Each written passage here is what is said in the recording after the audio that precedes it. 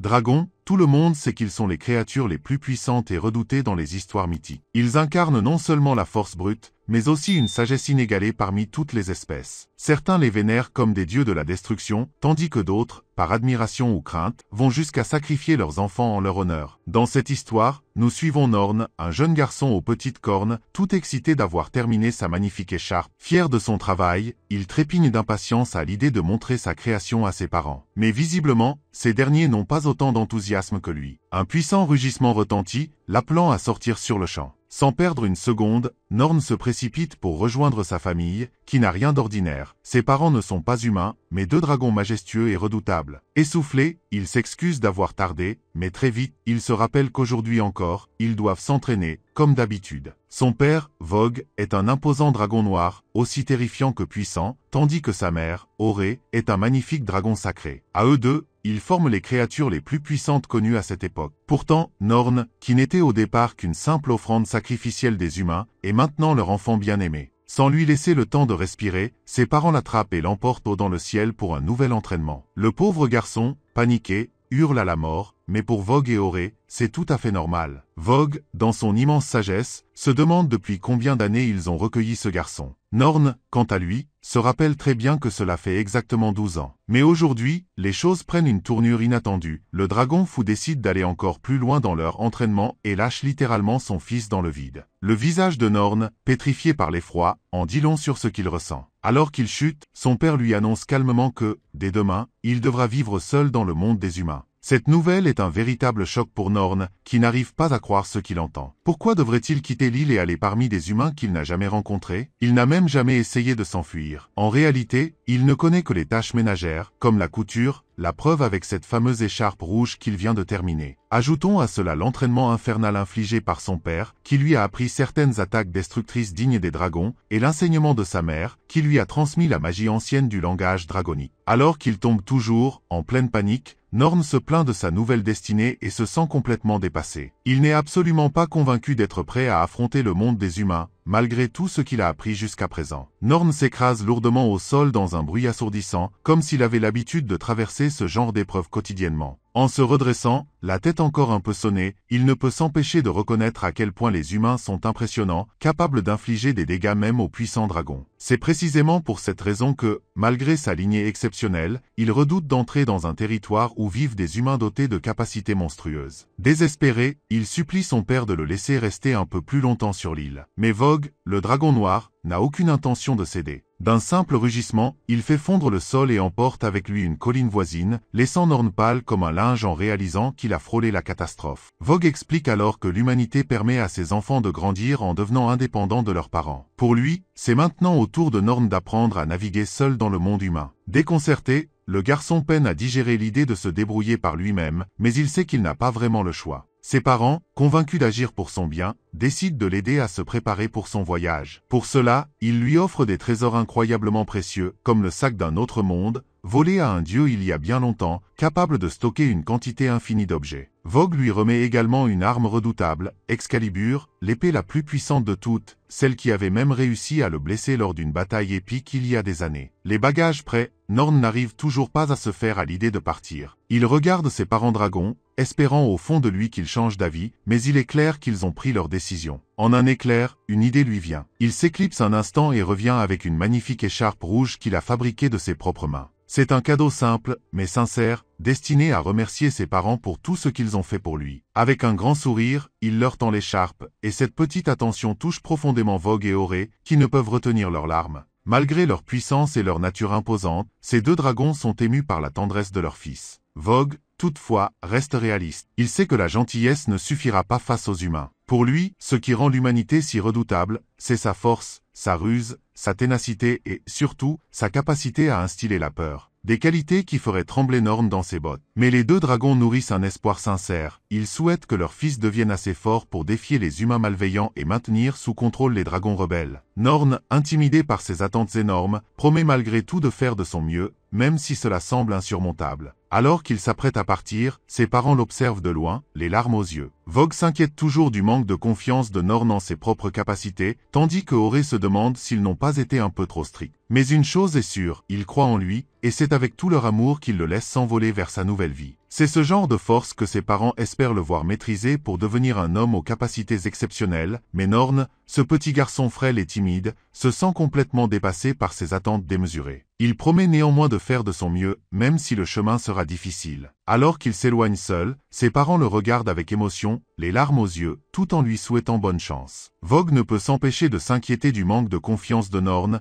tandis que sa mère se demande s'ils n'ont pas été trop stricts avec lui. Norn avance courageusement vers la falaise qui marque le début de son aventure, puis décide d'entrer dans le monde humain en traversant une forêt qu'il connaît bien. Il se rappelle les nombreuses fois où il a repoussé des monstres terrifiants dans cet endroit, mais aujourd'hui, tout est différent. Il doit quitter tout ce qu'il connaît, et la peur commence à l'envahir. Soudain, un énorme pied piétine le sol derrière lui. Surpris, il se retourne et découvre, horrifié, qu'il est entouré non pas par un monstre, mais par tout un groupe prêt à l'attaquer. Ces créatures menaçantes, bien qu'effrayantes, lui rappellent les compagnons de son enfance, même s'ils ont souvent essayé de le tuer. Alors qu'une énorme hache frappe violemment dans sa direction, Norn, étonnamment calme, bloque le coup d'une seule main, grâce à la force incroyable héritée de ses entraînements. Étrangement ravi, il réalise que ses amis sont venus lui dire au revoir. Reconnaissant malgré la situation, il leur adresse un sourire et décide de leur offrir un câlin d'adieu. Mais, comme tout chez Norn, ce câlin est loin d'être ordinaire. Utilisant sa magie du langage dragonique, il déchire littéralement le sol avec sa télékinésie et active les bras du dragon de terre, enveloppant ses petits bras dans d'imposants gantelets magiques. La scène bascule alors vers ses parents dragons, qui l'observent discrètement de loin. Confiant en la force de leur fils, ils se murmurent que Norn dépassera même un jour les plus puissants des dragons. Pendant ce temps, Norn, armé de ses gantelets terrestres, s'élance vers les monstres, les attrapant dans un câlin à la fois affectueux et terrifiant. Les créatures, complètement assommées, n'ont aucune chance contre cette force inhumaine. Norn, pourtant plein de bonnes intentions, se rend vite compte qu'il y est peut-être allé un peu trop fort. Alors qu'il reprend sa marche, il aperçoit soudain des enfants monstres tremblant de peur. Pensant qu'il peut les réconforter, il s'approche doucement d'eux. Mais pour ces petits, ils ne représentent rien d'autre qu'un monstre encore plus effrayant que les adultes qu'il vient d'éliminer. Terrifié, il le fuit en le dévisageant avec des yeux ronds de panique, comme si c'était lui la véritable menace. Norn, un peu perplexe, réalise alors que même avec sa gentillesse maladroite, il est encore loin de comprendre le monde qui l'attend. Le bœuf enragé s'élance, prêt à tout pour protéger ses enfants d'un humain aussi dangereux que Norn. Ce dernier ressent l'indignation de la créature et comprend rapidement ce qui ne va pas. Après tout, il ne voit pas ces petits monstres différemment de lui-même, car il aussi a été chéri par ses parents dragons. Cette pensée déclenche chez Norn une idée brillante. Pour surmonter sa peur de vivre seul, la meilleure solution est simple, trouver quelqu'un d'autre pour le protéger et prendre soin de lui. Convaincu par son propre plan, il décide qu'il doit trouver un humain vraiment puissant, quelqu'un de suffisamment fort pour s'occuper de lui. Avec un enthousiasme renouvelé, Norn s'élance dans la forêt, déterminé à aller de l'avant et à chercher l'humain le plus fort de tout le monde. L'objectif de devenir un grand homme,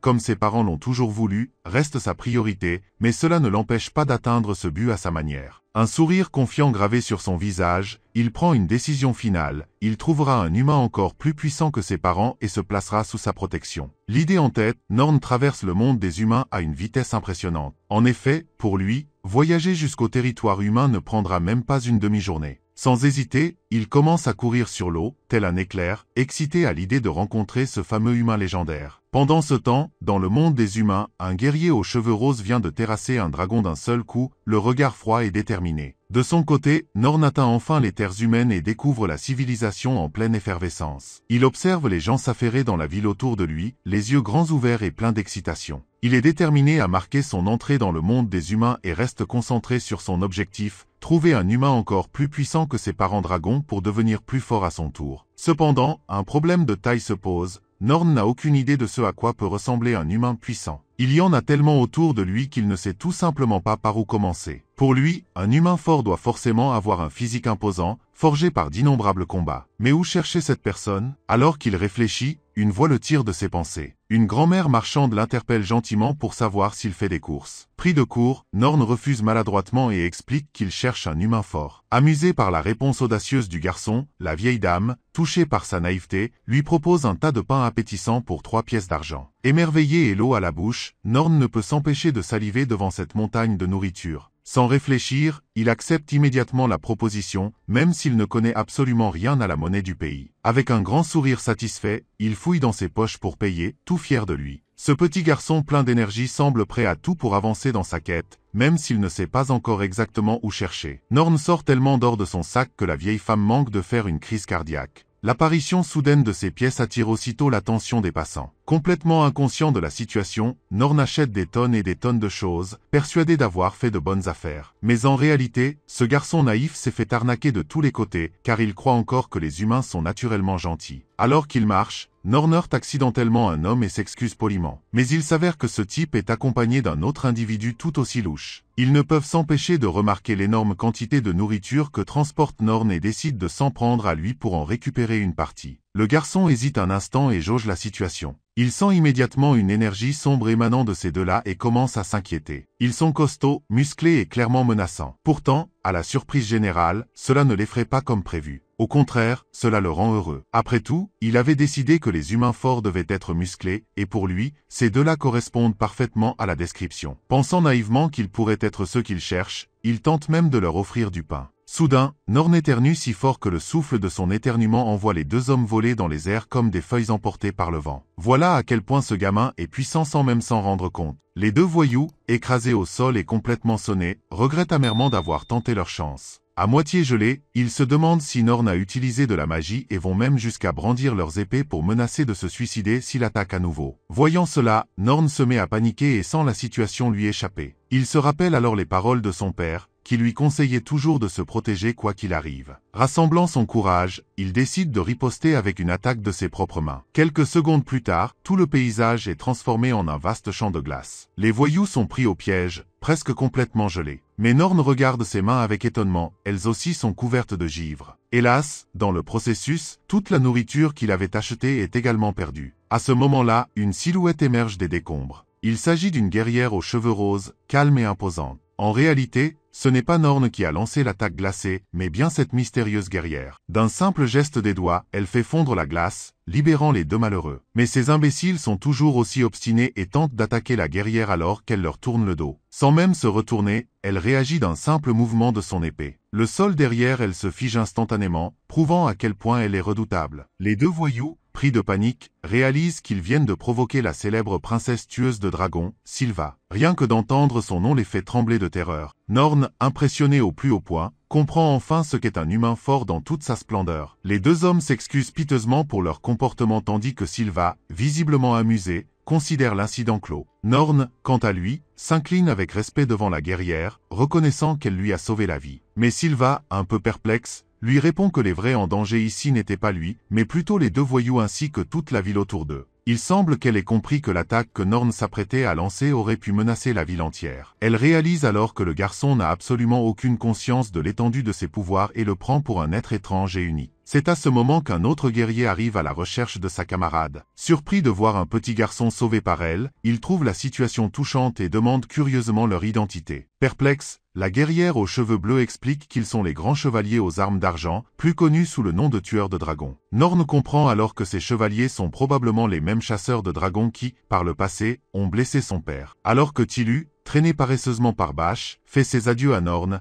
ce dernier n'a aucune intention de les laisser partir si facilement. Il se précipite vers eux, suppliant qu'ils l'attendent. Bash, amusé, se demande si le garçon est amoureux de Tilu, mais Norn a en réalité une demande des plus étranges. La scène devient hilarante lorsque Bash, dans sa tête, imagine que Norn est en train de faire une déclaration ou même une demande en mariage. Sans vraiment comprendre, il reste convaincu qu'il va se faire rejeter. Finalement, Norn prend son courage à deux mains et dévoile sa demande, qui est de s'incliner pour le soulever et le protéger. Cette révélation laisse Bash complètement paralysé par la surprise. Pendant ce moment surréaliste, un homme écoute discrètement leur conversation. Ces écailles étranges trahissent sa nature, il pourrait bien être un dragon ou un monstre déguisé. Bash, quant à lui, éclate de rire face à la demande absurde de Norn. En mode grand frère, il ridiculise gentiment l'idée avant d'expliquer avec un air cool que les hommes doivent être ceux qui protègent les autres, pas ceux qui demandent protection. Pour Bash, c'est comme ça que l'on gagne l'admiration des femmes, une idée qu'il lance avec fierté tout en restant dans sa petite bulle de vérité personnelle. Il conseille alors aux garçons de devenir plus forts et ajoute que la meilleure façon de les rejoindre serait de devenir lui-même un chasseur de dragons. Pour Bash, c'est la voie ultime pour prouver sa force. En entendant ces paroles, Norn reste figé comme frappé par la foudre. Il est déconcerté, mais cette leçon lui permet de mieux comprendre la nature des humains. Il réalise que pour prouver sa valeur, il ne suffit pas d'être aidé, il doit devenir encore plus fort et digne d'intérêt. Décidé, bien que légèrement embarrassé par son approche naïve et directe, Norn déclare fièrement qu'il deviendra plus fort et reviendra vers eux. Soudain, une vague d'énergie sombre surgit de nulle part, les encerclant tous. Norn la reconnaît immédiatement, c'est l'odeur d'un dragon.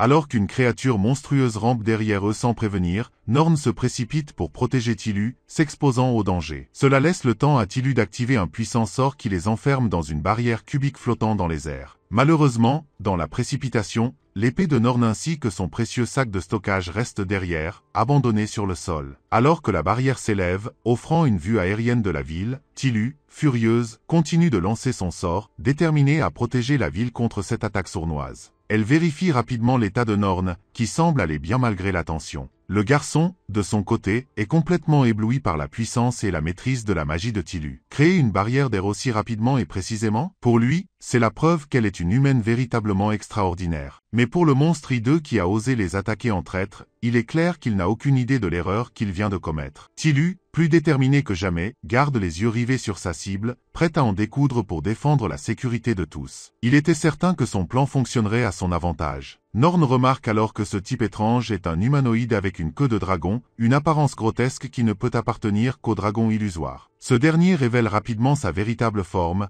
et la barrière dimensionnelle dans laquelle ils sont piégés devient le théâtre de son apparition complète. Le dragon vert rugit avec puissance, secouant l'atmosphère, tandis que Bash, surpris mais prêt à agir, protège Norn et reste bouche bée en entendant le dragon parler la langue des humains. Le dragon ne tarde pas à s'amuser de la situation, mais Bash se concentre sur sa survie, esquivant les coups de fouet de la créature tout en ripostant avec des explosions d'énergie. Malgré ses efforts, le dragon le tourne en ridicule pour sa fuite et finit par se présenter avec un air narquois. Il s'agit du seigneur Rival, un descendant d'un dragon légendaire. Bash, toujours sur ses gardes, demande sèchement ce qu'il fait ici, tandis que le dragon, entouré d'une aura d'énergie rouge sombre, répond d'un ton moqueur qu'il est là pour se venger. Sa cible principale n'est autre que Tilu, qu'il accuse d'avoir éliminé de nombreux alliés dragons de sang-froid. Le dragon pleure la perte de ses camarades et, dans un élan de colère, prépare un souffle destructeur pour anéantir ces cruels chevaliers humains. Mais Tilu réagit avec sang-froid et bloque magnifiquement l'attaque, répondant que ces soi-disant innocents avaient eux-mêmes coûté la vie à de nombreux humains. Si elle a dû les tuer, c'était pour mettre fin à un cycle qu'ils avaient eux-mêmes déclenché. Norn observe la bataille avec attention et commence à comprendre ce que signifie être pris dans le conflit entre humains et dragons. Pourtant, une question le taraude toujours. Pourquoi les humains, censés être plus forts que les dragons, sont-ils impliqués dans une guerre aussi destructrice ? Était-ce pour cette raison que le seigneur Rival avait ciblé la ville, cherchant à semer le chaos et maximiser les dégâts? Rempli d'une nouvelle détermination, Norn quitte discrètement l'épaule de Bash, prêt à agir par lui-même. Bien qu'élevé par des dragons, il ressent désormais une raison personnelle de s'opposer à cette créature. Avec des yeux brillants de conviction, il avance pour faire face au seigneur Rival. Ce dernier dévoile alors son hypocrisie, traitant les humains d'espèces inférieures tout en admettant que les dragons avaient contribué à la victoire de nombreux royaumes humains par le passé. Se voulant miséricordieux, il prétend que leur clémence envers les enfants humains devrait être reconnue et saluée, une déclaration qui exaspère Tilu. Furieuse face à de telles absurdités, la princesse tueuse de dragons répond d'un ton glacial, sa lame à la main, dénonçant l'égoïsme du dragon qui refuse de voir les failles dans ses ambitions. Le seigneur Rival, agacé, se précipite vers elle pour l'achever, mais Tilu, implacable et sûre d'elle, riposte sans hésitation. Avec une maîtrise absolue de son épée, elle tranche la bête une dizaine de fois, chaque coup séparant un peu plus le corps du dragon. Même face à sa défaite, Tilu reste de marbre, convaincue qu'elle n'a fait qu'abattre un dragon profondément égoïste, ce qui lui donne encore plus de détermination pour agir. Norn, quant à lui, est émerveillé par les compétences de la princesse tueuse de dragons. Cette bataille devient pour lui une leçon importante sur la véritable force des chasseurs de dragons. Mais à leur grande surprise, la bataille n'est pas encore terminée. Malgré sa tête coupée, le dragon refuse de mourir. Sa tête décapitée, toujours vivante, continue de s'agiter en vociférant des menaces, bien déterminé à les tuer. Bash comprend soudain qu'ils n'ont pas encore atteint le cœur de la créature et ordonne à Norn de rester derrière. Pourtant, à sa grande surprise, le garçon se tient déjà devant eux. Le chevalier aux cheveux bleus tente de l'arrêter, lui rappelant de rester raisonnable, mais la colère de Norn est si vive qu'une simple émanation de son aura suffit à renvoyer un puissant coup chargé de rage. Face à la tête du dragon qui continue à vociférer ses insultes, Norn s'avance avec calme. Une lueur de terreur traverse soudain les yeux de la créature qui réalise alors à qui elle a affaire. Le jeune garçon s'approche et tend ses doigts près du dragon, dévoilant un avant-goût de son pouvoir. Le dragon bestial comprend qu'il est en présence d'une force similaire à celle du plus puissant des dragons, le dragon noir lui-même. Il se fige, terrifié, réalisant que Norn possède un lien indéniable avec les dragons. Dans un dernier espoir, le dragon supplie Norn de se joindre à lui, promettant qu'ensemble, ils pourraient se débarrasser des chevaliers et régner en toute sécurité. Mais à la surprise générale,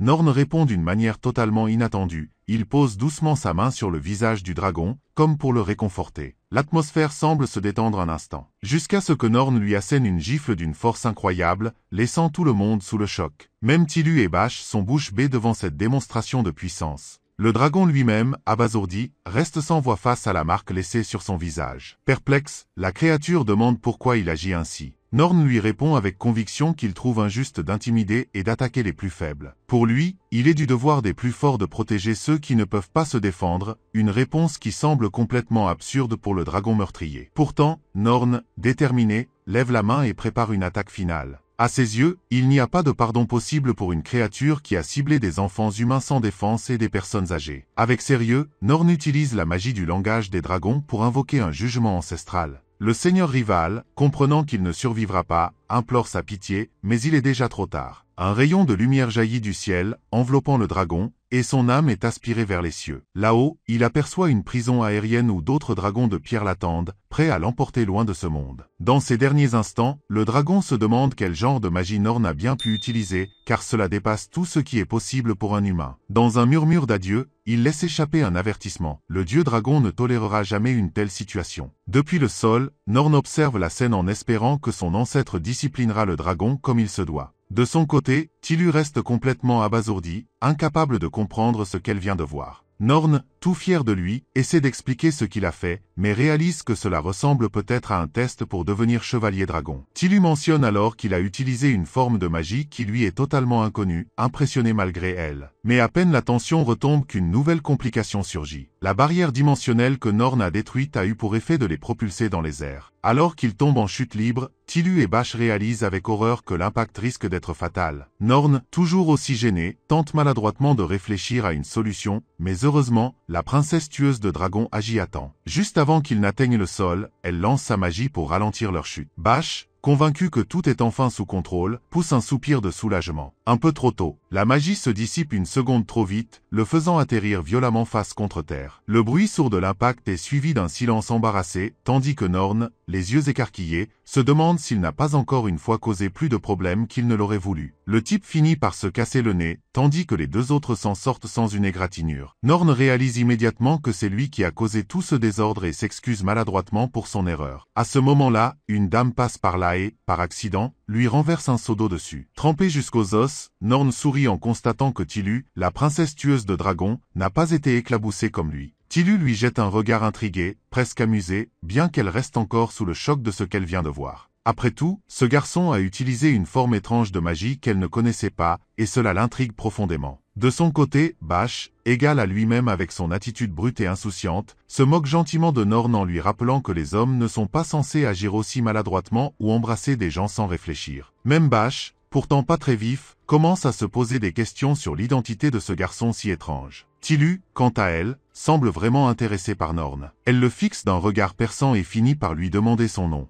1000 pensées fusent alors dans la tête du garçon. Il ne comprend toujours pas ce qu'il a fait pour attirer son attention, mais il est prêt à tout pour rester proche d'une personne aussi forte. Même si elle le regarde avec pitié, cela lui convient parfaitement tant que cela le rapproche d'une véritable puissance. Dans un élan soudain, Norn exprime son désir de devenir un chasseur de dragons encore plus fort que Lady Tilu elle-même. À ces mots, Bash explose, agacé par les pitreries du garçon. Il lui rappelle que Tilu est dans une toute autre ligue, capable de massacrer de véritables dragons avec une facilité déconcertante. Le garçon reste bouche bée en entendant cela et demande à Bash de lui expliquer plus en détail la hiérarchie des dragons. Bash, agacé mais décidé à clarifier la situation, lui fait un cours rapide, les dragons sont classés en différentes catégories en fonction de leur force. Tout en bas de l'échelle se trouvent les dragons inférieurs, considérés comme des sous-espèces avec une forme vaguement similaire aux vrais dragons. Ensuite viennent les jeunes dragons, comme le seigneur rival qu'ils viennent d'affronter. Ces créatures sont déjà suffisamment puissantes pour anéantir des régiments entiers d'hommes. Au-dessus, on trouve les dragons adultes, à pleine maturité, dotés de corps incroyablement résistants et capables de déchaîner une magie terrifiante, assez puissante pour raser des pays entiers. Enfin, au sommet de cette hiérarchie, se trouvent les vrais dragons. Leur magie est inégalée et un simple rugissement peut détruire des îles entières. Pour les humains, ces dragons sont considérés comme des catastrophes naturelles vivantes, presque invincibles. Bash mentionne même les noms de Vogue et Oré, les parents de Norn, et affirme que Tilu a réussi à abattre un vrai dragon dans le passé. Norn, impressionné, se dit que Tilu est peut-être encore plus puissante que ses parents. Cela ne fait que renforcer sa détermination à suivre son exemple. Bash, cependant, persiste à lui rappeler que son ambition est complètement absurde. Mais cette fois, Tilu intervient, coupant Bash dans son élan. Elle propose à Norn d'aller vérifier auprès de la guilde des aventuriers, semblant avoir pris un certain intérêt pour le garçon. Avec un geste étonnamment doux, elle place sa main sur son visage et lui promet calmement qu'ils se reverront plus tard. Norn reste cloué sur place, abasourdi par ce geste inattendu. Même s'il est un peu triste que Tilu n'ait pas accepté son offre de le prendre sous son aile, il n'est pas découragé. Alors qu'il regarde Tilu et Bash s'éloigner dans la direction opposée, il leur lance avec détermination qu'il reviendra les voir, une fois qu'il sera devenu assez fort pour être pris au sérieux. Le garçon, plein d'espoir, tourne les talons, prêt à suivre ce nouveau chemin qui le mènera vers la grandeur qu'il recherche tant. Tilu lui fait un signe d'au revoir avec un sourire, tandis que Bash, fidèle à lui-même, se moque intérieurement de l'optimisme de Norn. Selon lui, si le garçon devient plus fort que Tilu, il n'aura besoin de personne pour le protéger. Pourtant, Norn, animé par sa nouvelle mission, avance résolument. Son objectif? Devenir assez fort pour mériter reconnaissance et respect. La première étape de son plan est d'obtenir le titre d'aventurier le plus prestigieux et, éventuellement, de prendre la place d'un chasseur de dragons. Pendant ce temps, dans un endroit différent, un guerrier aux cheveux roux perçoit une puissante odeur de dragon venant de l'ouest, précisément là où la princesse tueuse de dragons prévoit de se rendre. Il ordonne alors à son apprenti d'aller traquer la créature. De son côté, Norn, déterminé comme jamais, traverse la ville comme un bulldozer, avançant à une vitesse impressionnante pour trouver la guilde des aventuriers. Chaque pas qu'il fait semble explosif, tant il est excité d'accomplir sa mission. Soudain, quelque chose attire son attention, un gigantesque ornement en forme de dragon, affiché bien en évidence sur un bâtiment. Ébahi, il se demande si c'est la fameuse guilde qu'il recherche. Tout excité, il pousse les portes avec énergie, persuadé d'ouvrir le chapitre de son destin pour devenir un chasseur de dragons. Mais à sa grande surprise, il réalise bien vite qu'il s'est trompé d'endroit. Ce lieu ressemble davantage à une taverne qu'à une guilde. Deux hommes costauds, assis non loin, lui lancent un regard amusé et lui conseillent de rentrer chez lui, lui expliquant qu'il ne trouvera rien d'intéressant ici. Alors que les deux hommes rient, Norn est soudain pris de malaise. Une forte odeur frappe ses sens, une odeur humaine absolument insupportable. Il n'y avait jamais pensé avant, mais il se rend compte que l'odeur des humains est bien pire que tout ce qu'il aurait pu imaginer. L'un des hommes, inquiet, demande s'il va bien. Mais c'est trop tard. La puanteur est telle que Norn vomit littéralement sur leur visage. Dégoûtés, les deux hommes crient de colère tandis que Norn, paniqué, réalise l'ampleur de sa bêtise. Heureusement, il a une solution. Fouillant rapidement dans son inventaire, il en sort une serviette magique appelée Pureté. En un seul geste, la serviette nettoie tout instantanément, et les deux hommes retrouvent leur état d'origine, comme si rien ne s'était passé. La vitesse d'exécution laisse tout le monde bouche bée, et Norn, soulagé, décide de s'installer tranquillement dans la taverne. Pendant ce temps, un guerrier aux cheveux rouges, assis au fond de la salle, observe Norn avec curiosité. Le garçon, sans perdre de temps, s'approche du comptoir et demande joyeusement où se trouve le bureau de la réception. Avec une confiance inébranlable, il annonce haut et fort qu'il ne veut pas devenir un simple aventurier mais qu'il aspire à devenir un chasseur de dragons, tout comme Lady Tilu. Son ambition audacieuse attire immédiatement l'attention de tous les aventuriers présents. Quelques instants plus tard, l'ensemble de la salle éclate de rire. L'idée qu'un gamin comme lui puisse devenir un chasseur de dragons, comparable à Tilu, leur semble totalement absurde. Une dame du comptoir, intriguée mais amusée, lui offre tout de même un conseil. Elle lui explique qu'il sous-estime probablement la difficulté de sa tâche. Pour devenir un chasseur de dragons, il doit d'abord s'inscrire comme aventurier, gravir les rangs petit à petit, puis passer des épreuves strictes pour obtenir ce titre prestigieux. Loin d'être découragé, Norn est plus enthousiaste que jamais. Il accepte joyeusement et décide qu'il deviendra d'abord un aventurier. La dame, un peu inquiète pour lui demande s'il est vraiment sûr de vouloir se lancer dans cette voie. Sans hésiter, Norn confirme avec un grand sourire. Elle lui tend alors un formulaire à remplir pour collecter ces informations. Tout en inscrivant joyeusement ses réponses, la dame ne peut s'empêcher de s'inquiéter pour ce petit garçon. Elle se demande s'il est conscient des dangers qui l'attendent et s'il ne finira pas par y laisser sa peau. Mais pour l'instant, Norn, rayonnant d'énergie, est simplement heureux d'avoir franchi cette première étape vers son rêve. Un guerrier à la carrure imposante interpelle Norn alors qu'il se tient derrière le guerrier aux cheveux roux. Il lui demande s'il est vraiment sérieux à l'idée de devenir un chasseur de dragons comme Lady Tilu. À la surprise générale, l'homme propose à Norn de devenir son disciple, promettant de l'entraîner jusqu'à ce qu'il soit aussi fort que lui. Une telle offre laisse tout le monde bouche bée, y compris Norn lui-même. Avec sa gigantesque épée solidement attachée à son dos et son corps sculpté à la perfection, cet homme dégage une puissance écrasante qui ne laisse aucun doute. S'il accepte cette proposition, il y a 100% de chances que Norn atteigne son objectif de devenir chasseur de dragons. Ébloui, Norn se soumet poliment à Gud, ce guerrier de renom. La réceptionniste, cependant, intervient pour le mettre en garde. Même si Gud est un chasseur de dragons légendaire, il n'est actuellement pas en service. En réalité, Gud prétend ne plus avoir besoin de chasser, sa réputation étant déjà établie. Mais la révélation qui suit émerveille encore plus Norn. Gud est l'homme qui a entraîné Lady Tilu elle-même. Comprendre qu'il a une chance d'apprendre auprès du maître de son idole redouble son excitation. Certaines personnes, cependant, en veulent encore à Gud d'avoir laissé Tilu poursuivre son propre chemin. Mais aujourd'hui, Gud est prêt à prouver de quoi il est capable. Sans prévenir, il lance une pierre en l'air et, dans un geste rapide et précis, tranche l'objet d'un seul coup avec son arme. Pour certains, cela semble être un tour banal, mais Norn, impressionné, remarque que Gud a réalisé cet exploit avec une précision divine. Lui-même en serait incapable, et cela suffit à le convaincre de devenir son disciple. La réceptionniste, qui trouve Gud un peu trop vantard, s'ennuie déjà de ses démonstrations, mais cela n'a aucune importance pour Norn. Le garçon, tout sourire, accepte avec joie de devenir l'élève du chasseur de dragons à la retraite. Mais Gud semble avoir ses propres intentions. En réalité, il s'intéresse davantage aux outils magiques que Norn possède dans son inventaire et à l'énorme quantité d'argent qu'il transporte. C'est alors que la réceptionniste lâche une bombe. Gud n'a plus qu'une semaine avant que sa qualification de chasseur de dragons ne soit révoquée. Pour la conserver, il doit impérativement chasser un dragon avant l'échéance. Gud blêmit en entendant cette nouvelle, réalisant qu'il est dans de sérieux problèmes. La réceptionniste, qui ne le prend pas au sérieux, le traite même de pathétique. Mais elle décide tout de même de l'aider en partageant une piste intéressante. Elle lui raconte qu'une série de rumeurs effrayantes circulent dans une ville voisine. Des cadavres errants, ressemblant à des zombies, ont été aperçus. Ces créatures scandent des mots de souffrance, comme si elles étaient piégées dans une douleur indescriptible. Certains pensent qu'un dragon particulier serait à l'origine de ce phénomène, car l'ombre d'un monstre ailé a été observée dans les parages. Bien que les deux histoires semblent distinctes, la réceptionniste pense qu'elles pourraient être liées. Malgré son manque de foi en Gud, elle espère que cette piste l'aidera à réussir sa mission. Gud, bien qu'à contre-cœur, accepte. Après tout, il n'a pas le choix. C'est ainsi que Norn rencontre son tout premier maître, d'une façon pour le moins inattendue. Mais alors qu'il est prêt à se lancer dans la chasse, Gud joue la carte de la malice et annonce que ce ne sera pas lui qui traquera le dragon. Non, cette tâche revient à son tout nouveau disciple, Norn. Surpris, le garçon demande pourquoi il est si curieux de devenir un chasseur de dragons. Après tout, les enfants ne devraient pas avoir des rêves aussi irréalistes. Norn hésite un instant, prêt à avouer la vérité sur sa quête pour trouver un humain plus fort que ses parents. Mais, réalisant qu'il ne devrait pas dire ça, il décide de mentir. Il explique alors qu'il veut devenir aussi fort que Lady Tilu parce qu'il déteste se sentir faible. C'est une réponse qui satisfait Gud, du moins pour le moment, alors que la véritable aventure de Norn ne fait que commencer. C'est une affirmation que Gud détecte immédiatement comme un mensonge. Il accuse Norn de cacher quelque chose à son maître. Pris au dépourvu,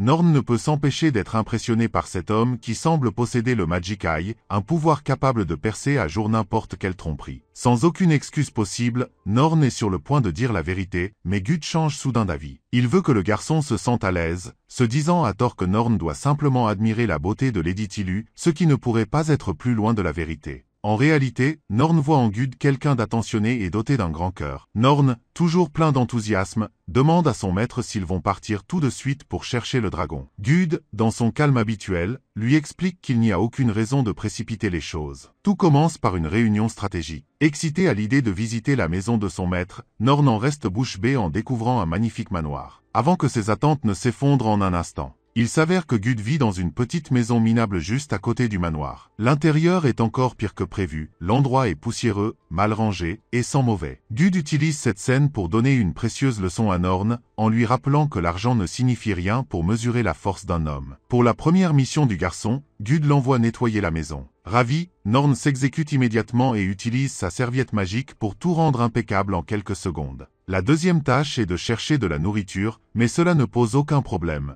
Norn sort de son sac une montagne de nourriture comme par magie. Choqué par l'efficacité du garçon, Gud enchaîne et lui demande de bouger pour observer sa mobilité. Norn, tout excité, se lance à une vitesse fulgurante digne de Dragon Ball Z, prenant même son envol avec ses ailes. Complètement abasourdi, Gud reste figé, son visage indiquant clairement qu'il ne sait plus comment réagir. Norn redescend joyeusement, prêt à entendre les commentaires de son maître sur sa performance. Mais Gud, désespéré, s'efforce de ne rien laisser paraître. Il cache son admiration derrière un air blasé, cherchant désespérément un cigare pour garder son calme. Essayant de détourner la conversation, Gud demande à Norn d'où il vient. Lorsque Norn répond qu'il vient de l'île de Goliath, Gud manque de s'étouffer en crachant sa boisson. Son visage pâlit instantanément, car il sait que cette île est légendaire. C'est le lieu où le célèbre chasseur de dragons Valar a affronté Vogue, le dragon noir, et Oré, le dragon sacré. Quand Norn laisse échapper qu'il est leur enfant, Gud est complètement anéanti. Ses yeux s'écarquillent alors qu'il essaie d'assimiler l'information. Après tout, cela semble impossible que ce gamin puisse être le fils des dragons les plus puissants du monde. Mais lorsque Gud aperçoit l'arme sacrée Excalibur, ainsi que les capacités incroyables de Norn, il ne peut plus nier l'évidence. Il est pris entre deux sentiments, fuir cet enfant ou profiter de l'opportunité qui lui tombe du ciel. Finalement, le chasseur de dragons à la retraite décide de jouer sa meilleure carte. Il se convainc qu'il vient de décrocher le jackpot.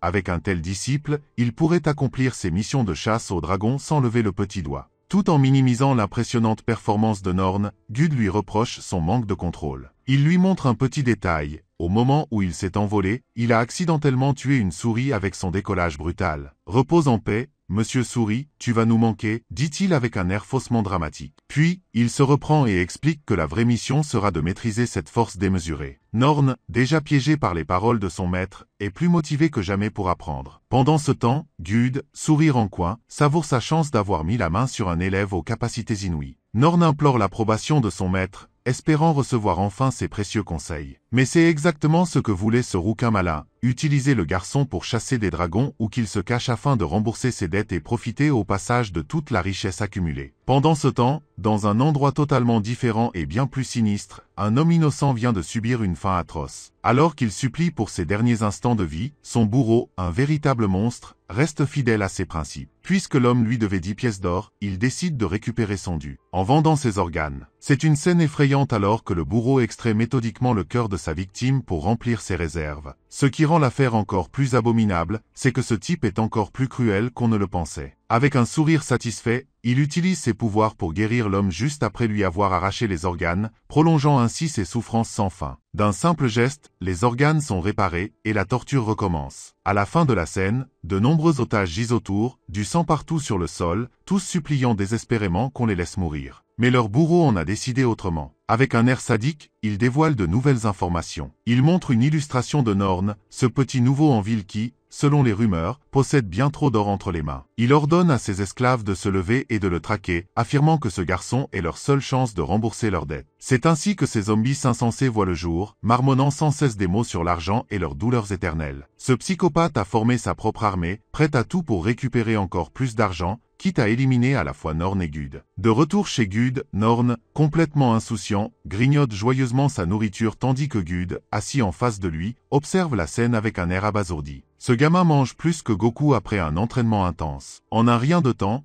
toute la montagne de nourriture a disparu, dévorée par l'appétit insatiable de Norn, qui semble avoir pris goût au plat humain. Gud, de son côté, trouve ce comportement anormal. Il en arrive à la conclusion que si ce garçon peut manger autant, alors il doit sûrement être capable de terrasser des dragons. Alors que Gud réfléchit à un moyen de faire travailler Norn pour compenser toute la nourriture engloutie, des coups retentissent soudain à la porte, attirant leur attention. Norn ne comprend pas ce qui se passe, mais Gud se demande qui pourrait bien frapper à une heure pareille. Sans réfléchir, le petit garçon naïf se dirige vers la porte pour l'ouvrir, malgré les avertissements de Gud. À peine la porte entr'ouverte, un groupe d'hommes en colère fait irruption, cherchant Gud. Ces hommes, à l'air menaçant, se révèlent être les créanciers à qui Gud a emprunté de l'argent. Ils sont venus pour récupérer leur dû, mais ce n'est pas tout. Les rumeurs sur Norn, l'apprenti de Gud, leur ont aussi mis la puce à l'oreille. En voyant le garçon, l'un d'eux l'attrape aussitôt, pensant avoir trouvé un ticket en or pour récupérer son argent. Secoué dans tous les sens comme un distributeur de pièces, Norn reste stoïque, observant la scène. C'est la deuxième fois qu'il est victime d'une tentative de vol, et il commence lentement à comprendre à quel point la cupidité humaine peut aller loin. Les gens sont prêts à tout pour de l'argent. Gud, agacé, les traite de requins solitaires tout en expliquant à Norn que, quand on emprunte quelque chose, il est normal de le rendre. Le garçon acquiesce avec innocence, convaincu qu'il s'agit d'un échange équitable. Mais Gud ne s'arrête pas là. Il pointe les créanciers du doigt et les utilise comme exemple, dénonçant leur absurdité. Ils exigent toujours qu'on leur rende bien plus que ce qu'ils ont prêté, avec des intérêts ridiculement élevés. Norn est sous le choc en entendant ce que Gud vient de lui expliquer, mais il comprend rapidement la situation. Ces hommes sont des prêteurs corrompus qui traquent les gens désespérés comme Gud, exploitant leur faiblesse grâce au pouvoir des intérêts composés. Gud, quant à lui, fait mine d'être gêné et se plaint bruyamment du soutien de ses créanciers tout en murmurant à Norn que ces hommes sont les pires personnes du monde.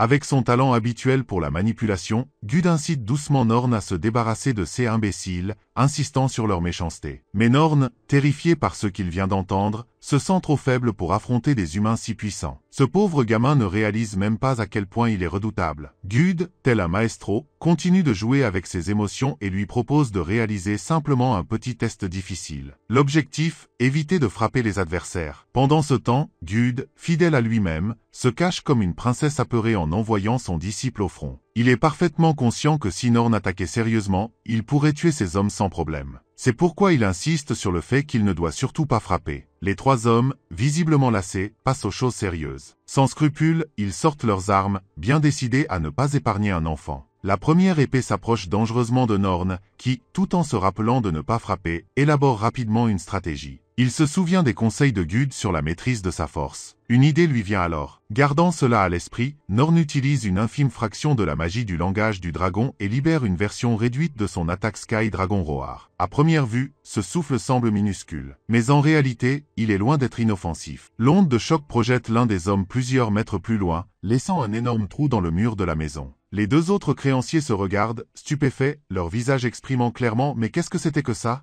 Norn, plein d'entrain, demande fièrement un rapport sur sa performance. Gud, soulagé de constater que personne n'est mort, reconnaît que le garçon a bien fait, tout en prétendant préférer une approche plus douce. Gonflé à bloc par cette petite victoire, Norn s'attaque aux deux autres hommes. De l'extérieur, seules des voix d'agonie résonnent alors que les deux malheureux sont projetés à leur tour hors de la maison. Norn se tient fièrement devant sa première réussite, rayonnant de bonheur, tandis que Gud, lui, commence à réaliser avec une pointe de terreur à quel point ce gamin est puissant. Le garçon n'avait pourtant pas prévu d'utiliser sa force de cette manière. Il sait déjà que Gud, grâce à son Magic Eye, peut voir à travers tous les mensonges, ce qui explique pourquoi il n'a pas tenté de petits tours pour impressionner son maître. Norn est persuadé d'être devenu plus fort grâce à cet entraînement improvisé. Pendant que Gud s'occupe du désordre causé par le combat, le chef des créanciers revient, cette fois avec un air désespéré. Tremblant, il implore Gud de simplement rendre l'argent, expliquant que s'il ne le fait pas, quelqu'un de bien pire viendra lui régler son compte pour de bon. Gud, égal à lui-même,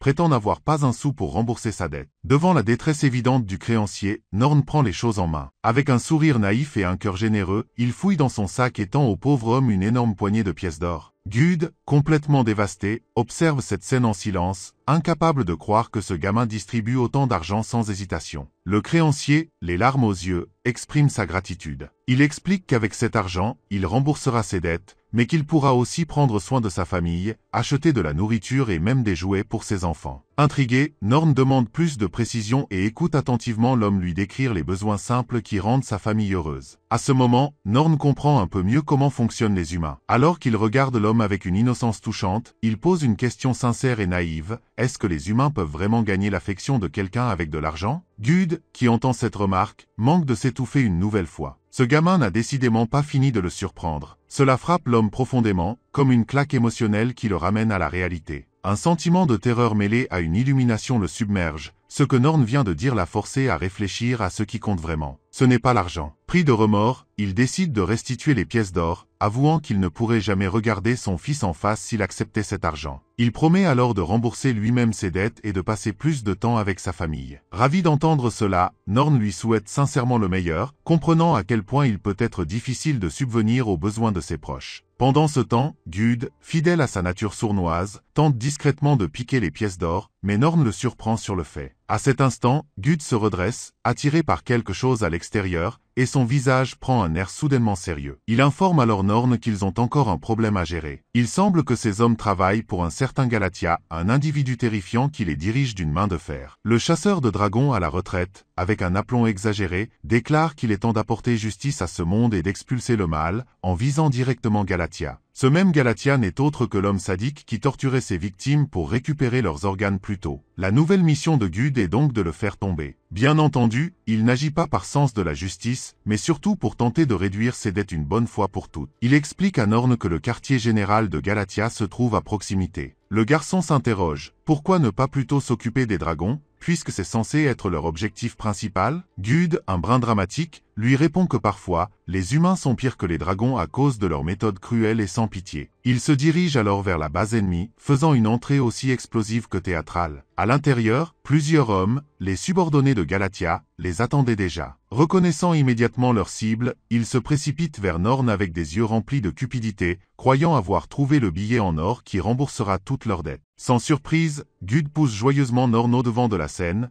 lui laissant le soin de s'occuper du désordre. Norn, malgré la pression, se souvient des conseils de Gud et décide de ne pas attaquer directement. Il utilise alors une technique spéciale issue de la magie du langage des dragons, la perturbation du flux du vent. Cette technique contrôle et manipule les courants d'air autour de son corps, repoussant quiconque ose l'approcher. Gud, toujours en retrait, observe en maugréant que même en se retenant, les attaques du garçon sont encore bien trop puissantes. L'un des hommes, croyant avoir un avantage, brandit un outil magique appelé le point de corde noire, forgé à partir de poils de dragon et conçu pour délivrer des attaques destructrices. Mais malgré ses grands discours, il ne fait pas long feu. Avec une seule esquive suivie d'une riposte contrôlée, Norn envoie le pauvre type valser à travers la pièce. En se concentrant encore davantage sur sa retenue, il neutralise rapidement les autres hommes. Même lorsque des épées menaçantes s'approchent de son visage, Norn garde son calme, calcule ses mouvements et les met hors d'état de nuire avec une précision chirurgicale. Mais alors qu'il vient de terminer le travail, Norn s'écroule soudain au sol, se tenant le ventre. Il ne s'agit pas d'une blessure de combat, mais d'un problème beaucoup plus trivial. Le garçon a simplement trop mangé de nourriture humaine, et son estomac est en train de le lui rappeler brutalement. Gud, paniqué, se précipite vers lui, croyant qu'il s'est passé quelque chose de grave. Mais il trouve Norn dans une posture comiquement misérable, ressemblant à un chiot sans défense. Le bruit du combat et les cris attirent enfin l'attention de Galatia, qui fait son entrée. Sa silhouette sombre et imposante se découpe dans l'ombre alors qu'il s'avance avec un sourire inquiétant. Il s'adresse joyeusement à Gud, lui demandant s'il est venu pour rembourser sa dette. Sans perdre une seconde, Gud réplique avec son arrogance habituelle qu'il ne paiera pas les intérêts. Galatia, imperturbable,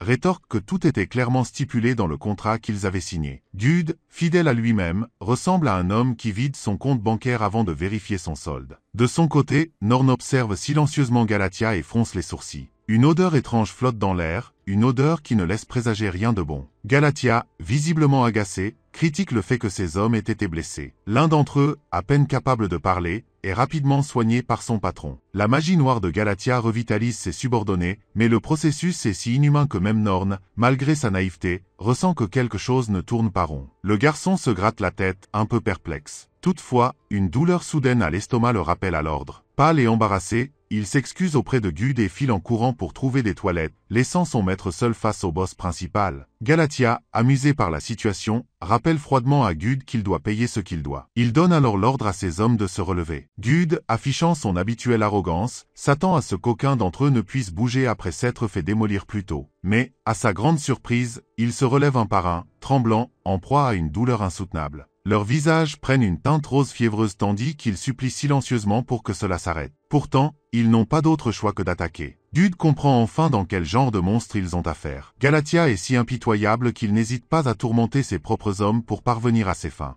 Il sait qu'il doit prendre cette bataille au sérieux. Appeler Norn n'est même pas une option, puisque le garçon est encore loin, luttant contre son propre combat intestinal. Gud, épée géante en main, se prépare à démolir ses pauvres subordonnés manipulés, tandis que Galatia continue de se moquer d'eux, les qualifiant de simples jouets. De son côté, Norn, malgré son état, s'inquiète sincèrement pour son maître. Bien qu'il soit incapable de se déplacer, il décide d'aider à distance. Convoquant une partie de la magie du langage des dragons, il lance une attaque appelée monture du dragon de boue. Une vague rouge sombre surgit du sol et engloutit les hommes de Galatia dans une mer de boue épaisse, les piégeant sur place. Le garçon, toujours plié en deux par ses douleurs, lève un pouce victorieux pour signaler qu'il a fait sa part du travail. Gude, soulagé, voit enfin une ouverture pour s'occuper directement de Galatia. Galatia, impressionné par la puissance de ce petit garçon, ne semble pas pour autant inquiet. Alors qu'un de ses hommes, encore embourbé, le remercie d'avoir sauvé sa vie, la réalité frappe, Galatia ne ressent aucune compassion. Sans un mot, il utilise brutalement le pauvre homme comme une arme, le brandissant comme une épée vivante. Gude, horrifié, esquive les attaques de justesse tandis que Galatia agite son subordonné comme s'il s'agissait d'un simple nunchaku. Galatia, avec un sourire dérangeant, explique calmement que les humains sont des êtres étonnamment durables. Selon lui, leurs os et leur chair forment une structure parfaite qui peut être réparée encore et encore, ce qui les rend idéaux comme outils. Il ponctue son discours en jetant son arme humaine comme un projectile vers Gude, qui parvient à bloquer l'attaque. À cet instant, Gude réalise que Galatia n'est pas juste un simple patron corrompu, c'est un véritable monstre. Malgré sa bravoure de chasseur de dragons, Gude sent la peur s'immiscer en lui. Galatia est bien plus fort qu'il ne l'avait anticipé, et l'idée de tomber entre ses mains le terrifie. Il s'accroche pourtant à un maigre espoir, le retour imminent de Norn. Même s'il sait que l'enfant traverse un moment difficile, il prie intérieurement pour qu'il revienne au plus vite. Car si Galatia prend le dessus, Gude n'ose même pas imaginer ce qui pourrait lui arriver. Galatia, quant à lui, commence à s'ennuyer. Lassé de jouer avec son jouet, il jette l'homme négligemment sur le côté et se tourne de nouveau vers Gude, un sourire menaçant aux lèvres. L'affrontement ne fait que commencer, et Gude sait qu'il n'a pas droit à l'erreur. Galatia attrape un autre de ses hommes sans hésitation, le remplaçant comme s'il n'était qu'un vulgaire outil. De son côté, Gude rassemble son courage, prêt à agir. Ou presque, car il s'élance soudainement comme un clown en pleine fuite, surprenant même Galatia. Gude n'a pas la moindre compassion pour les humains qu'il implore, considérant qu'ils doivent répondre de leurs propres actes et assumer leurs dettes. Pour lui, ils ne valent tout simplement pas la peine d'être sauvés. Son monologue hypocrite est brutalement interrompu lorsqu'un humain projeté à toute vitesse lui fonce dessus. L'instinct de Gude lui hurle d'esquiver, mais il réalise qu'il ne peut pas abandonner l'homme innocent à une douleur encore plus grande. Alors, dans un élan héroïque inattendu, il encaisse le coup de plein fouet, sauvant la vie de l'homme au prix de sa propre blessure. L'homme, ému aux larmes, remercie sans fin son sauveur tandis que Gude, tremblant de douleur, retrouve son esprit combatif. D'un geste décidé, il sort son épée massive et la plante dans le sol, se rappelant qu'il est un véritable chasseur de dragons. Pendant ce temps, Norn revient enfin, le ventre calmé et prêt à l'action. Galatia, amusé, se moque de Gude en le traitant de faible et d'incapable, puis décide d'y aller à fond. Il se transforme, prêt à écraser ce minable tueur de dragons. Mais alors qu'il s'apprête à attaquer Gude, Norn intervient avec un point chargé d'énergie. Le coup frappe Galatia de plein fouet, le propulsant avec une telle force qu'il traverse murs et arbres sur des centaines de mètres. Norn, toujours enthousiaste, rassure Gude en lui disant que tout va bien maintenant. Pourtant, la situation prend une tournure inquiétante lorsque Galatia, furieux, active sa technique spéciale œil de lézard. Cette attaque transforme en pierre toute personne qui croise son regard, sans même avoir besoin de contact visuel. Rapidement, Norn sent son corps se raidir, et lorsqu'il tourne la tête vers Gude pour lui demander de l'aide, il découvre son maître pétrifié, transformé en statue de pierre. Avec sa naïveté habituelle, Norn croit que Gude s'est laissé transformer exprès pour lui donner l'opportunité de se battre à sa place. Il lui exprime sa gratitude avant de se reconcentrer sur Galatia, qui prépare une nouvelle attaque puissante. Galatia, amusé par la résistance du garçon, utilise sa magie du langage des dragons pour prouver sa supériorité. Ses subordonnés, quant à eux, vivent un véritable cauchemar. Espérant désespérément que leur maître lève le sort de pétrification, ils se retrouvent écrasés sans pitié par ce dragon sadique, qui les considère comme des objets inutiles. Norn, toujours à terre, entend les cris de douleur, et le cœur lourd, demande à Galatia pourquoi il inflige tant de souffrance à ses propres alliés. Le dragon, cruel et indifférent, éclate de rire en traitant Norn de naïf. Pour lui, les humains ne sont rien de plus que des insectes insignifiants. Ces paroles frappent Norn de plein fouet, lui faisant comprendre la brutalité de Galatia. Mais le dragon de pierre n'en reste pas là. Il enchaîne en évoquant la rumeur d'un garçon élevé par des dragons légendaires. Galatia frappe alors Norn avec un poing violent, tout en insinuant que ses parents dragons l'avaient pris comme simple animal de compagnie, un jouet qu'ils ont fini par abandonner. Les mots de Galatia sont encore plus douloureux que les coups. Norn, allongé au sol, se souvient de son passé avec ses parents dragons et se bat intérieurement contre ces accusations cruelles. Galatia continue de frapper, manipulant les pensées du garçon pour le briser complètement. Norn, blessé et épuisé, semble au bout du rouleau. Galatia, convaincu de sa victoire, tourne les talons, mais Norn se relève lentement, une lueur de détermination dans les yeux. Galatia, agacé de le voir encore debout, fonce vers lui pour en finir une bonne fois pour toutes. Mais cette fois, quelque chose change. Norn, rempli d'une rage nouvelle, bloque l'attaque du dragon, et pour la première fois, il ordonne fermement à Galatia de se taire. Une aura puissante l'entoure, faisant trembler l'air autour de lui. Galathia, surpris, tente de réagir, mais une étrange barrière magique l'enveloppe et le propulse en avant avec une force incontrôlable. Norn, désormais furieux, concentre toute sa colère dans un coup de poing. Galathia, incapable d'esquiver, bloque avec son propre corps, mais l'impact est colossal. Norn rugit de toute sa puissance tandis que son poing s'abat sur le dragon, le projetant avec une force qui fait trembler le sol. Galathia, abasourdi, réalise trop tard qu'il a sous-estimé ce garçon. Norn, rempli de rage, prépare un coup dévastateur et frappe de toutes ses forces. Le dragon de pierre s'écroule au sol sous la puissance ahurissante du coup. Alors qu'il gît vaincu, il pousse un rugissement d'agonie. L'armure qui le recouvrait vient d'être pulvérisée. Galathia reste bouche bée face à la force incroyablement inhumaine du garçon. Il commence à se demander ce qu'il est vraiment. Sans ciller, Norn agrippe honteusement le visage du dragon et déclare fièrement qu'il est le fils des véritables dragons Vogal et Oré. Galathia finit par comprendre. Norn n'est autre que l'animal de compagnie que ces puissants dragons ont élevé. Il tente alors de se moquer de lui, mais ce gamin ne rigole plus du tout. Sans perdre une seconde, Norn frappe le visage du dragon de pierre d'un poing, si puissant qu'il en fait voler la tête hors de son corps. Galathia trouve la situation amusante et réplique sans attendre en frappant Norn au ventre d'un coup qui le fait voltiger. Ce dragon, visiblement, refuse de rester au sol. Gorn, projeté vers l'arrière, sent la force de Galathia dans chaque muscle de son corps, impressionné par la puissance physique de ce garçon à peine croyable, comme si celle-ci était héritée des dragons eux-mêmes. Pendant ce temps, le dragon de pierre s'élève à nouveau dans les airs. Sa tête commence à se régénérer rapidement, presque entièrement reconstituée. Soudain, le monstre active sa capacité de pétrification, forçant Norn à se mettre en position défensive. Galathia en profite pour rappeler au garçon qu'il reste un simple humain et qu'il a encore beaucoup à apprendre avant d'espérer vaincre des dragons. Malheureusement pour le jeune prodige, la pétrification finit par le transformer en pierre, au grand amusement de Galathia. Avec un sourire arrogant, le dragon de pierre revient à pleine puissance et déclare haut et fort la supériorité des dragons sur les humains. Il proclame que Norn n'est rien de plus qu'un jouet insignifiant. Ces mots résonnent douloureusement dans la tête du garçon, encore et encore. Galathia ajoute, moqueur, que Norn sera anéanti au moment même où il touchera le sol et qu'on se souviendra de lui comme d'un simple jouet des dragons. Mais au lieu de nier la réalité, Norn accepte la vérité. Il n'a été, après tout, qu'un animal de compagnie. Tandis qu'il tombe, il repense aux souvenirs partagés avec ses parents, et sa chute semble de plus en plus inéluctable. Tout semble perdu à ce rythme, mais soudain, un déclic se produit. Norn réalise qu'il n'a jamais eu de problème à être traité comme un animal de compagnie. Une partie de la pétrification commence alors à s'effacer. Norn poursuit sa réflexion et comprend que, malgré leurs différences d'espèces, ses parents l'ont toujours aimé. C'est un fait indéniable, ou du moins, c'est ce qu'il veut croire à cet instant précis. Son corps s'effondre lourdement au sol, et comme il était littéralement devenu une statue immobile, Galathia se demande s'il a enfin réussi à se débarrasser de cet humain persisté. Mais à sa grande surprise, le dragon de pierre reste bouche bée en voyant que Norn a survécu à la chute de justesse grâce à une pirouette héroïque. L'atterrissage du garçon libère alors ses ailes majestueuses, et il est maintenant prêt à sortir l'artillerie lourde. Norn active la magie ancestrale du langage des dragons, concentrant ses pouvoirs à travers le vent pour devenir incroyablement rapide dans le ciel, laissant Galathia stupéfait par sa vitesse époustouflante. Profitant de cet avantage, Norn plonge en piqué vers le dragon et lui assène un coup de pied dévastateur, rappelant au monstre qu'il a appris chaque technique de combat grâce à ses parents. Ces mêmes parents que le dragon avait osé qualifier de bêtes sans valeur. Avec une expression farouche, Norn déclare que sa véritable famille et ses amis n'ont jamais fait attention à leurs différences d'espèces. Galathia, sonné par la raclée qu'il vient de recevoir, réagit avec une colère brute. Les paroles du garçon ont ravivé chez lui un souvenir douloureux, car oui,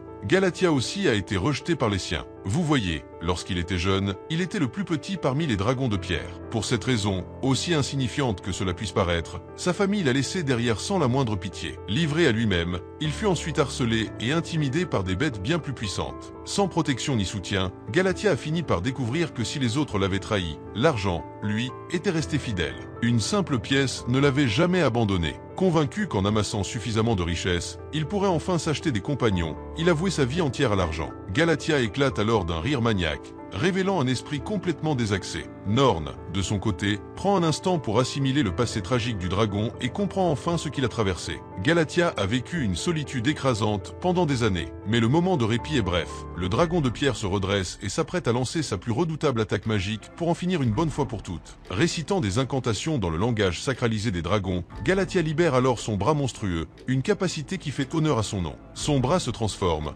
grossissant jusqu'à atteindre 10 fois sa taille normale. Le dragon de pierre, sûr de sa victoire, affiche affiche un sourire arrogant. Il croit dur comme fer que Norn n'a aucune chance de contrer une telle attaque. Toute sa puissance est concentrée dans ce seul coup, priant pour que cela suffise à écraser le garçon une bonne fois pour toutes. Mais ensuite, le dragon hésite en voyant le jeune garçon planer sans réagir. Une larme solitaire coule sur son visage. Norn vient de ressentir une profonde tristesse. Il pleure pour le dragon de pierre après avoir écouté le récit de sa vie solitaire et douloureuse. Galathia, bien qu'hésitant, choisit finalement de lancer son attaque, toujours déconcerté par les larmes du garçon, qui semble pleurer pour celui qui veut le tuer. Essuyant rapidement ses larmes, Norn, d'une voix tremblante mais déterminée, exprime à quel point le jeune dragon a dû souffrir tout seul, sans personne pour le protéger. Serrant les poings avec force, le garçon prend une décision surprenante. Il répète son nom calmement et, dans un geste totalement inattendu, ouvre grand ses bras pour embrasser Galathia. Oui, Norn a pris une résolution folle. Il s'occupera du dragon de pierre désormais. Mais que signifie exactement cette décision? C'est la question qui traverse l'esprit de Galathia, incapable de comprendre l'idée qu'un humain puisse s'occuper d'un dragon. Hors de lui, Galathia frappe avec son poing gigantesque,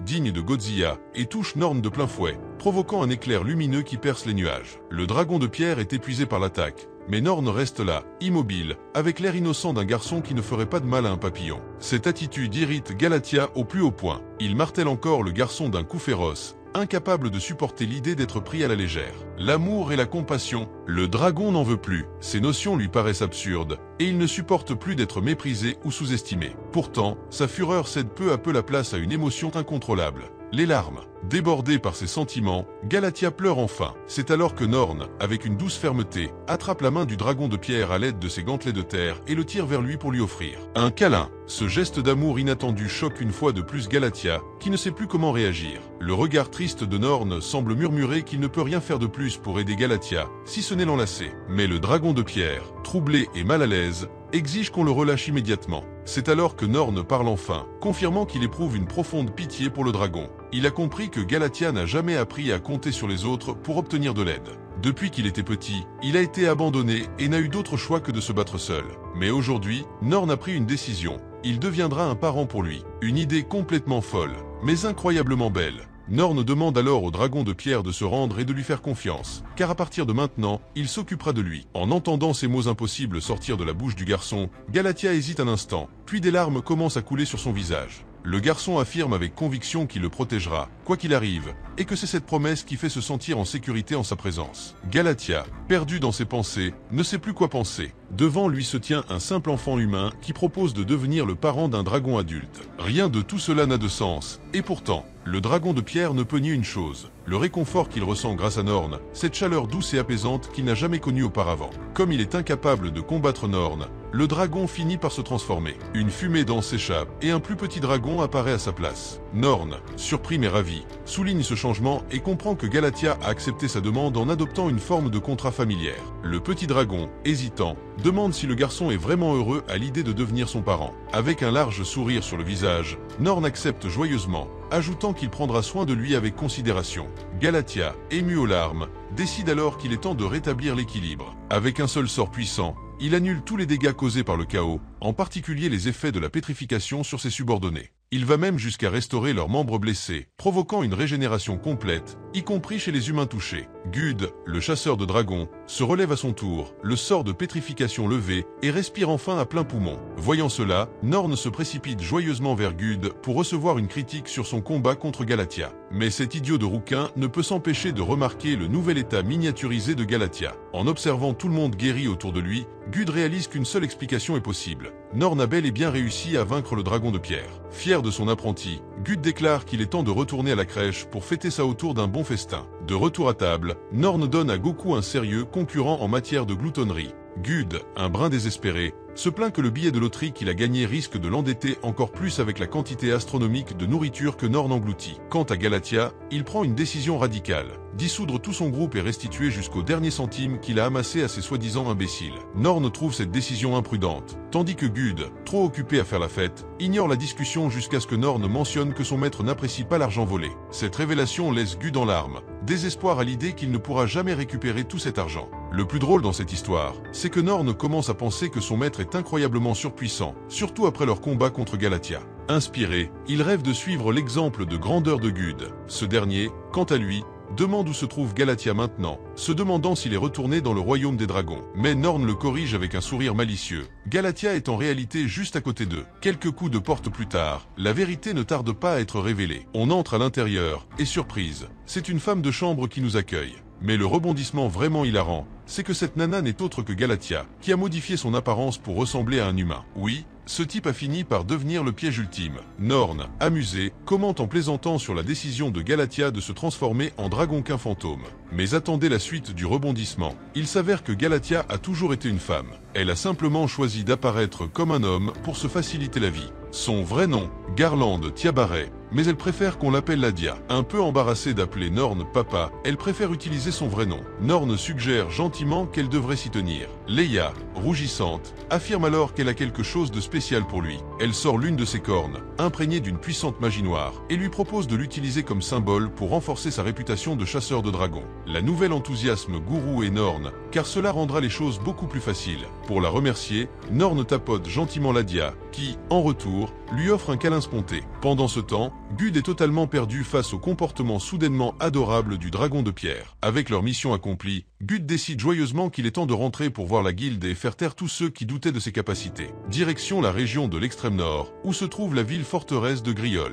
Là-bas, les discussions vont bon train et le retour victorieux du chasseur de dragons est fêté avec joie et gloire. Après tout, ils viennent de terrasser un gigantesque groupe de dragons adultes, et ce n'est pas rien. Parmi la foule en liesse, un jeune garçon observe les héros avec des étoiles dans les yeux. Pour lui, ces chasseurs de dragons sont de véritables idoles. Saisi par l'élan de l'instant, il crie en demandant s'il pourra, lui aussi, devenir un chasseur de dragons quand il sera grand. L'un des chasseurs s'avance alors, souriant, et l'encourage personnellement. Son énergie débordante et son aura inspirante redonnent confiance au garçon, et il promet de voyager avec lui une fois qu'il sera en âge de partir à l'aventure. De retour à la guilde des aventuriers, l'ambiance change. Les visages choqués des aventuriers révèlent leur stupéfaction en voyant Guru, ce minable de chasseur de dragons, revenir triomphalement avec sa prise et son jeune apprenti. Mais au lieu de reconnaître sa réussite, les aventuriers commencent à se moquer de lui, croyant qu'il a abandonné sa mission et préféré revenir en courant par peur. Pourtant, la vérité est tout autre. Et Guru n'a pas dit son dernier mot. Ils ne réalisent même pas ce qu'ils viennent d'accomplir. Même le pauvre alcoolique de tout à l'heure s'amuse à taquiner Norn, insinuant qu'il suit lentement le chemin d'un aventurier débutant. De son côté, la dame à la réception est tellement convaincue qu'ils ont échoué qu'elle rappelle froidement à Gud que sa licence est désormais perdue, persuadée qu'il a lamentablement échoué. Elle demande au chasseur de dragons de rendre le manteau symbolique. Le rouquin, un sourire malicieux aux lèvres, fait signe à Norn de poser la corne sur le bureau. Quand la corne du dragon est déposée, une énergie sombre s'en dégage, signalant immédiatement qu'elle provient d'un dragon de pierre. La réceptionniste reste bouche bée, tout comme le reste des aventuriers qui cessent aussitôt leur moquerie en réalisant qu'il ne s'agit pas de n'importe quel dragon, mais bien d'un adulte. Gud brise enfin le silence et explique calmement qu'il a réglé tous les incidents dans la ville voisine et qu'il a même fait un effort supplémentaire pour soumettre le dragon à l'origine du chaos. Puis, sans en dire plus, il tourne les talons, visiblement pressé de rentrer chez lui. Cela laisse les autres aventuriers sans voix, tandis que Norn, agacé par leur réaction tardive, utilise sa super vitesse pour retirer les vêtements d'un des hommes, exposant ses sous-vêtements à fraises. Ce gamin est un vrai champion. Le trio s'éloigne ensuite avec un air détendu, comme s'il n'avait rien à prouver à personne, laissant tout le monde sous le choc. Norn, impressionné, pense à quel point son maître est cool de garder sa bouche fermée. Pour lui, un vrai homme n'a pas besoin de se vanter, ses actions parlent d'elles-mêmes. En réalité, Gud n'est pas le mal sigma que Norn pense, mais il savoure tout de même le goût de la victoire. La corne du dragon sera évaluée par la guilde avant qu'ils ne reçoivent leur prochaine quête, et Gud propose qu'ils profitent d'un peu de temps libre ensemble. Curieux, Norn en profite pour demander comment les évaluations fonctionnent dans la guilde. Il apprend alors que les matériaux des dragons sont incroyablement précieux et qu'ils peuvent être vendus à des prix exorbitants. Cela dépend aussi directement de la force du chasseur de dragons, ce qui influence le style de vie qu'il pourra mener. Cette information fait réfléchir Norn. Il comprend que les humains utilisent les dragons de la même façon que les dragons dévorent les humains. C'est un cycle perpétuel entre ces deux espèces. Gud attire alors son attention sur deux chasseurs de dragons riches qui se tiennent non loin d'eux. Norn remarque aussitôt Tilt et Bash, en pleine discussion. Le garçon s'anime en reconnaissant Tilt, et son excitation ne passe pas inaperçue. Gud, amusé, l'encourage à aller lui parler, mais Norn hésite, redoutant de passer pour quelqu'un d'effrayant. Son maître n'en a cure, et avec un grand sourire, il le jette littéralement en avant en lui ordonnant d'aller lui parler. Poussé par son maître, Norn s'approche timidement jusqu'à ce que Tilt se tourne et le reconnaisse immédiatement, provoquant une nouvelle vague d'émotion chez le garçon.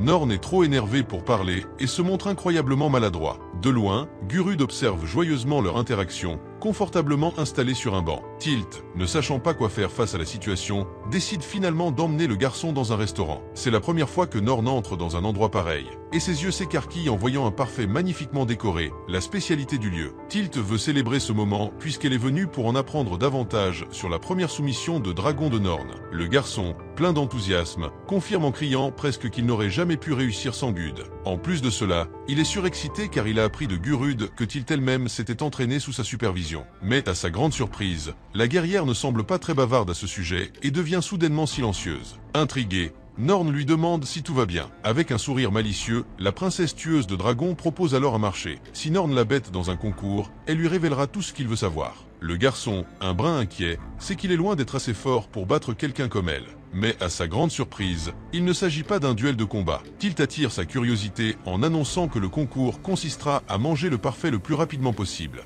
Le signal est donné et ils se jettent tous les deux dessus comme des fous. Norn, tel un animal affamé, engloutit son dessert à une vitesse stupéfiante, mais Tilt ne recule pas d'un pouce. La bataille continue au steakhouse, où le garçon dévore comme s'il n'avait pas mangé depuis des jours. Pourtant, Tilt ne faiblit pas. Il passe ensuite au poisson, puis aux nouilles. C'est à ce moment-là que Norn commence à ressentir la fatigue. Mais Tilt, cette nana à l'appétit d'acier, dévore ses nouilles avec un calme impressionnant. Les autres chasseurs dans le restaurant les observent, complètement déconcertés, en se demandant quel genre d'énergumène elle a bien pu amener avec elle. Norn, quant à lui, réalise que Tilt est encore plus gourmande qu'il ne l'aurait imaginé. Alors qu'il se sent à bout de force, il se souvient des conseils de son père. Bien manger fait partie du travail d'un chasseur de dragons. Avec un ultime effort, il tente de finir ses nouilles, mais Tilt le devance tranquillement. Pourtant, à la grande surprise du garçon, elle déclare soudain forfait, prétextant qu'elle est au régime. Norn, ébahi et amusé, la remercie joyeusement pour ce repas épique. Dehors, il s'assoit sur un banc. Tilt, fidèle à sa promesse, apporte une pomme à Norn en guise de dessert. Le garçon, ravi, lui pose sa première question. Quand a-t-elle rencontré Gud? Tilt le coupe aussitôt, confirmant qu'ils se sont rencontrés il y a longtemps. Cette réponse pousse Norn à supposer qu'ils doivent avoir une excellente relation. C'est alors que le rebondissement arrive. Tilt révèle que Gud est en fait son père.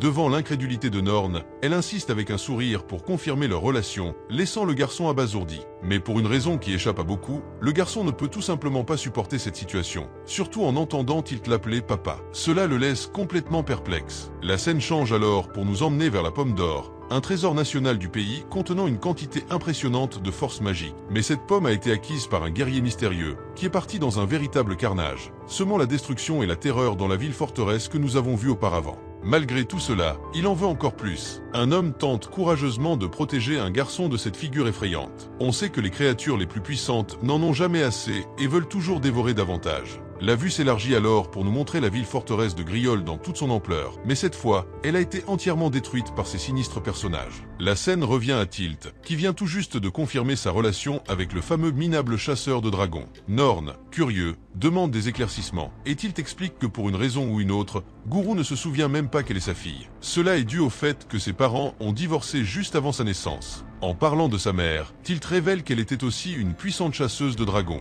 Non seulement elle était incroyablement forte, mais elle était aussi une personne noble et bienveillante, une véritable source d'admiration pour Tilt, qui la considère comme un modèle absolu. Mais un jour funeste, une tragédie est survenue. Lors d'un combat contre un dragon terrifiant, sa mère a dû prendre une décision cruelle. Protéger sa fille au prix de sa propre vie. Norn suppose alors que sa mère est morte, mais Tilt le corrige en expliquant qu'elle est toujours en vie. Tilt a tout simplement entrepris une quête personnelle pour retrouver son père, déterminé à en savoir plus sur l'homme qui avait su conquérir le cœur de sa mère. Ironiquement, le destin a rapidement répondu à ses questions, mais pas dans le sens qu'elle espérait. La réputation de Guru, en tant qu'aventurier, s'est révélée absolument catastrophique, à tel point qu'elle a choisi d'arrêter d'être son apprenti. Tilt prévient alors Norn que s'il continue de suivre Guru, il risque de connaître le même sort et de voir sa vie ruinée. Cette révélation choque le garçon, qui n'avait jamais envisagé que Guru puisse être une si mauvaise personne. Conflicté, Norn demande si elle est sérieuse, car pour lui, Guru a toujours été un guerrier formidable, une figure de force et d'admiration. Tilt, en l'observant, se rend compte à quel point ce gamin est naïf et facilement influencé.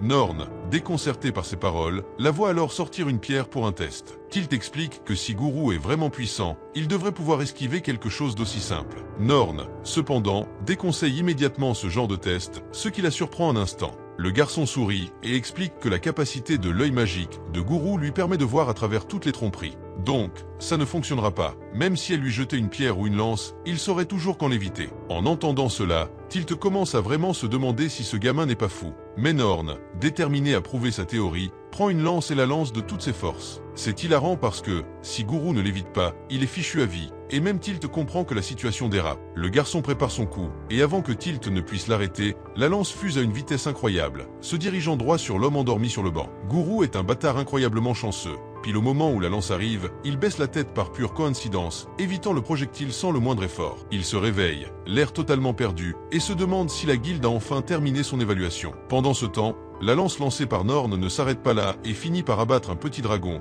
le pulvérisant instantanément. Le choc est tel que Guru pense un instant qu'un tremblement de terre vient de frapper. Pendant que les habitants observent une créature tomber du ciel, Norn pointe fièrement du doigt la brillante esquive de son maître, prétextant que son œil magique lui a permis d'éviter la lance. Tilt, de son côté, est sous le choc et commence à remettre en question tout ce qu'elle pensait savoir sur Guru. Elle se dit qu'il pourrait peut-être vraiment être fort, mais ses soupçons restent bien présents. Norn est prête à tout raconter à Guru au sujet de sa fille, mais Tilt l'en empêche. Elle veut le faire elle-même au moment opportun, car, malgré tout, elle n'a pas encore totalement accepté la vérité. Le lendemain, Guru et son groupe voyagent en calèche, joyeux d'avoir réussi leur mission. Ils viennent d'acquérir une somme colossale d'argent pour une simple corne de dragon. Gud, tout sourire, réalise enfin que son dur labeur porte ses fruits. Norn, curieux, demande où ils se rendent ensuite. Guru répond qu'ils vont cibler quelques dragons dans les champs. Selon lui, c'est le travail le plus facile du monde, car les gens confondent souvent des vers monstres avec des dragons. Il suggère même à Norn de les chasser, pour eux afin de gagner encore plus d'argent.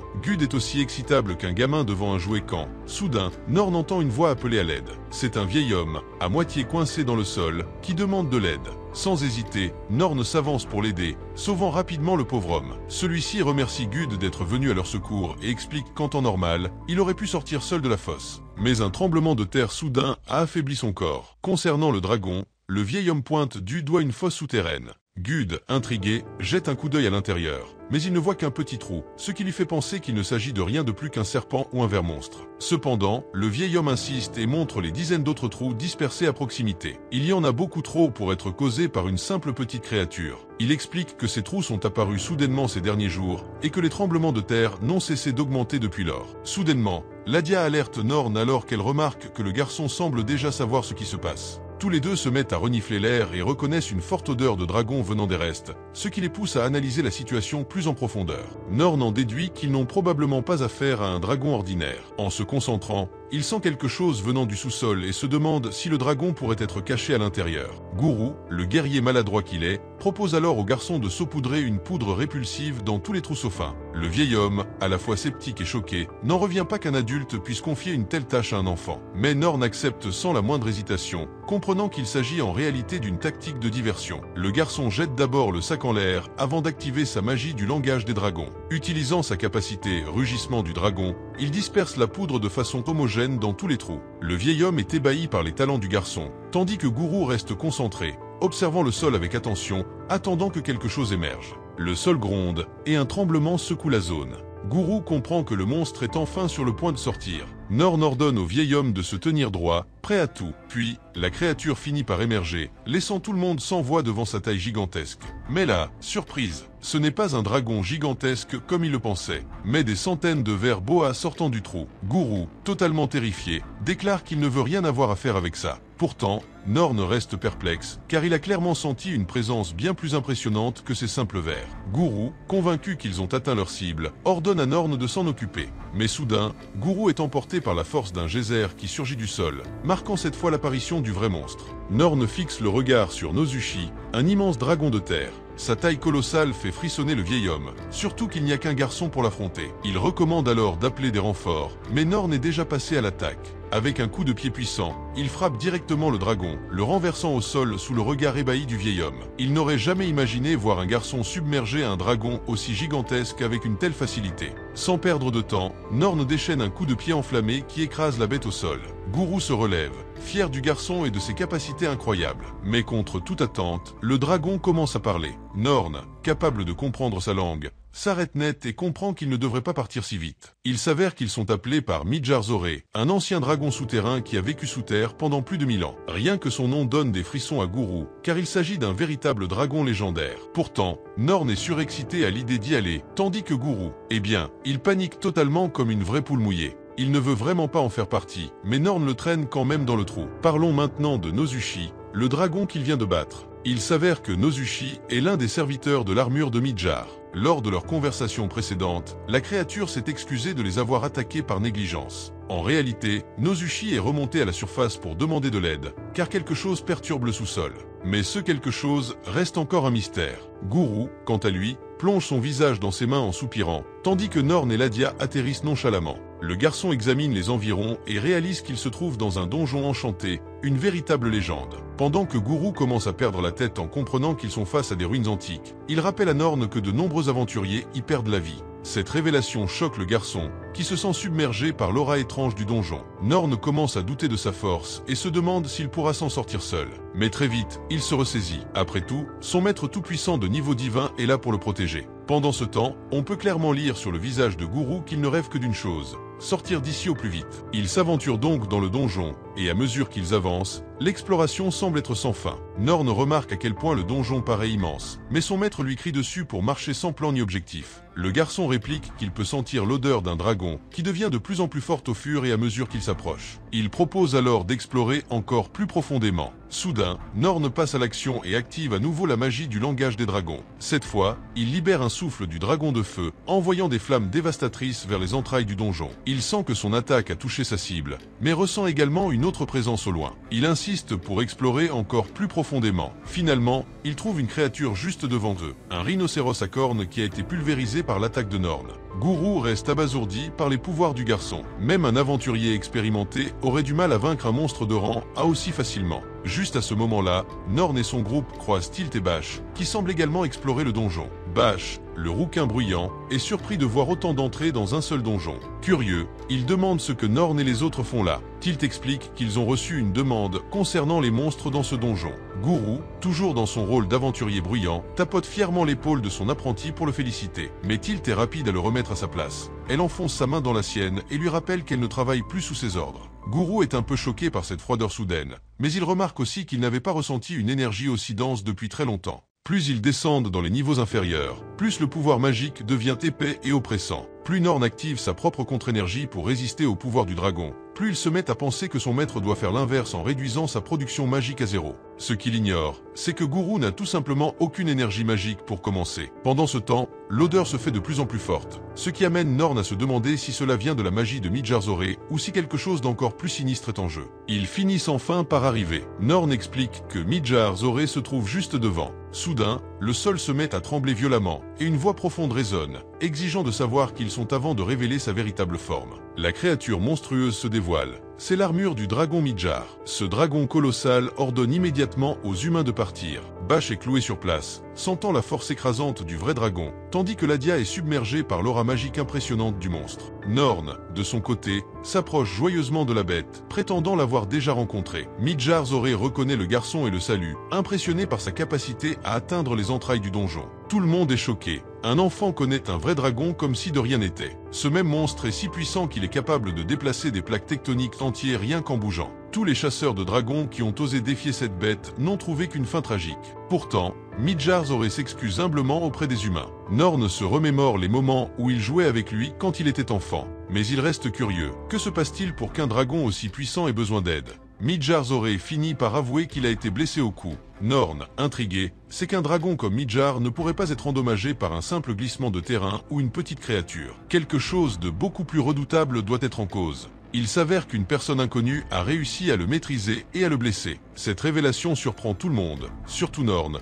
tandis que Guru pointe du doigt la blessure au cou du dragon. Une énorme aiguille semble s'être plantée dans ses écailles, aspirant son sang. Midjar Zoré supplie Norn de l'aider à retirer l'objet, et le garçon se met aussitôt au travail. Il dégaine son arme et s'excuse par avance, sachant que cela va faire souffrir le dragon. Il tente de retirer l'aiguille géante, provoquant des gémissements d'agonie chez Midjarzoré, car l'objet est planté très profondément. Avec beaucoup d'efforts, Norn finit par déloger l'aiguille, mais cela cause une douleur insupportable à la bête. Une fois l'objet retiré, Norn applique rapidement un remède de sa mère pour soigner la plaie ouverte. Peu à peu, la blessure commence à guérir, et le dragon ressent enfin un soulagement bien mérité. Atténuant le problème, Midjarzoré est redevable au garçon et le remercie chaleureusement.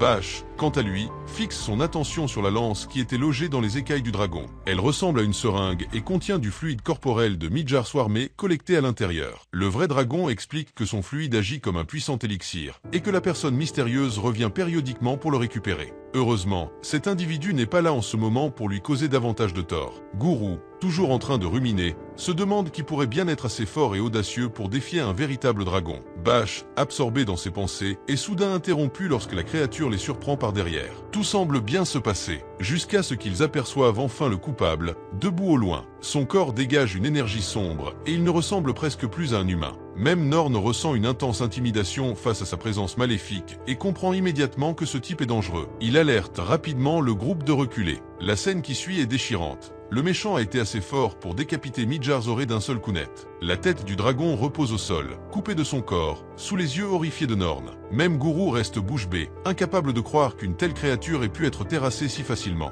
La force incroyablement terrifiante de cette figure est comparable à celle du dragon noir Vogue. Ladia, sentant le danger, intervient pour protéger le garçon. Elle active alors la magie du langage des dragons pour transformer son bras. Mais avant même qu'elle n'ait le temps de finir son incantation, le méchant la frappe d'un coup de poing et l'envoie valser dans les airs avec une facilité déconcertante. La silhouette sombre finit par parler, mais sa voix est remplie de déception. Il semble frustré de ne plus ressentir la puissante magie du dragon. Norn ose lui demander qui il est, tandis que Tilt semble savoir exactement de qui il s'agit. Ce type n'est même pas un dragon, mais un démon. Guru, quant à lui, n'arrive pas à la prendre au sérieux, car les démons ne sont censés exister que dans les mythes. Même Bash semble douter de la véracité de cette déclaration. Le démon, exaspéré, tape violemment du pied et file à une vitesse folle, passant devant Bash et Guru. Il est furieux car il s'attendait à rencontrer un dragon au pouvoir incroyable, mais il ne trouve devant lui qu'un simple groupe d'humains. Avec un cri de colère, il s'arrête net, puis en une fraction de seconde, il bondit pour attaquer Tilt. Elle tente de bloquer le coup de pied, mais l'impact est si violent qu'elle est projetée en arrière. Le démon se moque alors d'elle, la traitant d'imprudente pour avoir si facilement exposé son intention de tuer, tout en exprimant un sentiment d'insatisfaction palpable.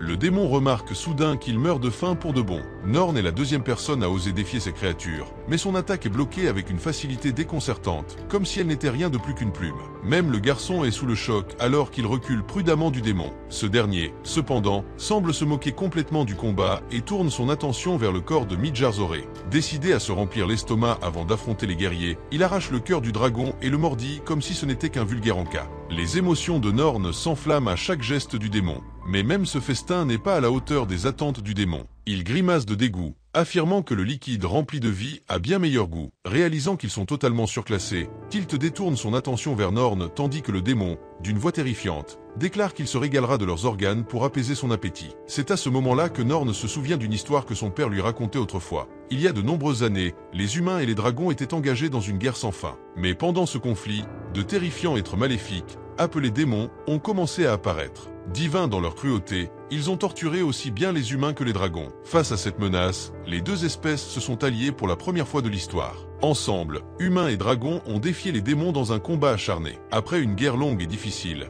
ils ont réussi à remporter la victoire et à bannir les démons sur un continent lointain. Pourtant, certains humains se sont entraînés sans relâche, prévoyant le jour où les démons referaient surface. Et maintenant, il semble que ce jour soit arrivé. La créature face à eux n'est autre qu'un démon puissant, du genre que même le redoutable dragon noir Vogue craignait. Cette menace est d'un tout autre niveau que tout ce que Norn a affronté jusqu'ici. Pendant ce temps, Guru, toujours aussi bruyant et insupportable, s'avance fièrement et demande au démon de se présenter. Bien sûr, le démon refuse d'entrer dans son jeu et ignore complètement sa demande. Guru pique alors une crise, clamant à qui veut l'entendre qu'il est un chasseur de dragons de haut niveau, un nom respecté de tous. Norn, quant à lui, observe la scène et comprend que son maître ne ressent même pas l'aura terrifiante qui émane du démon, probablement parce que ce dernier supprime volontairement ses pouvoirs magiques. Le démon finit par expliquer qu'il est ici pour récupérer le liquide de moelle osseuse du dragon pour quelqu'un en particulier.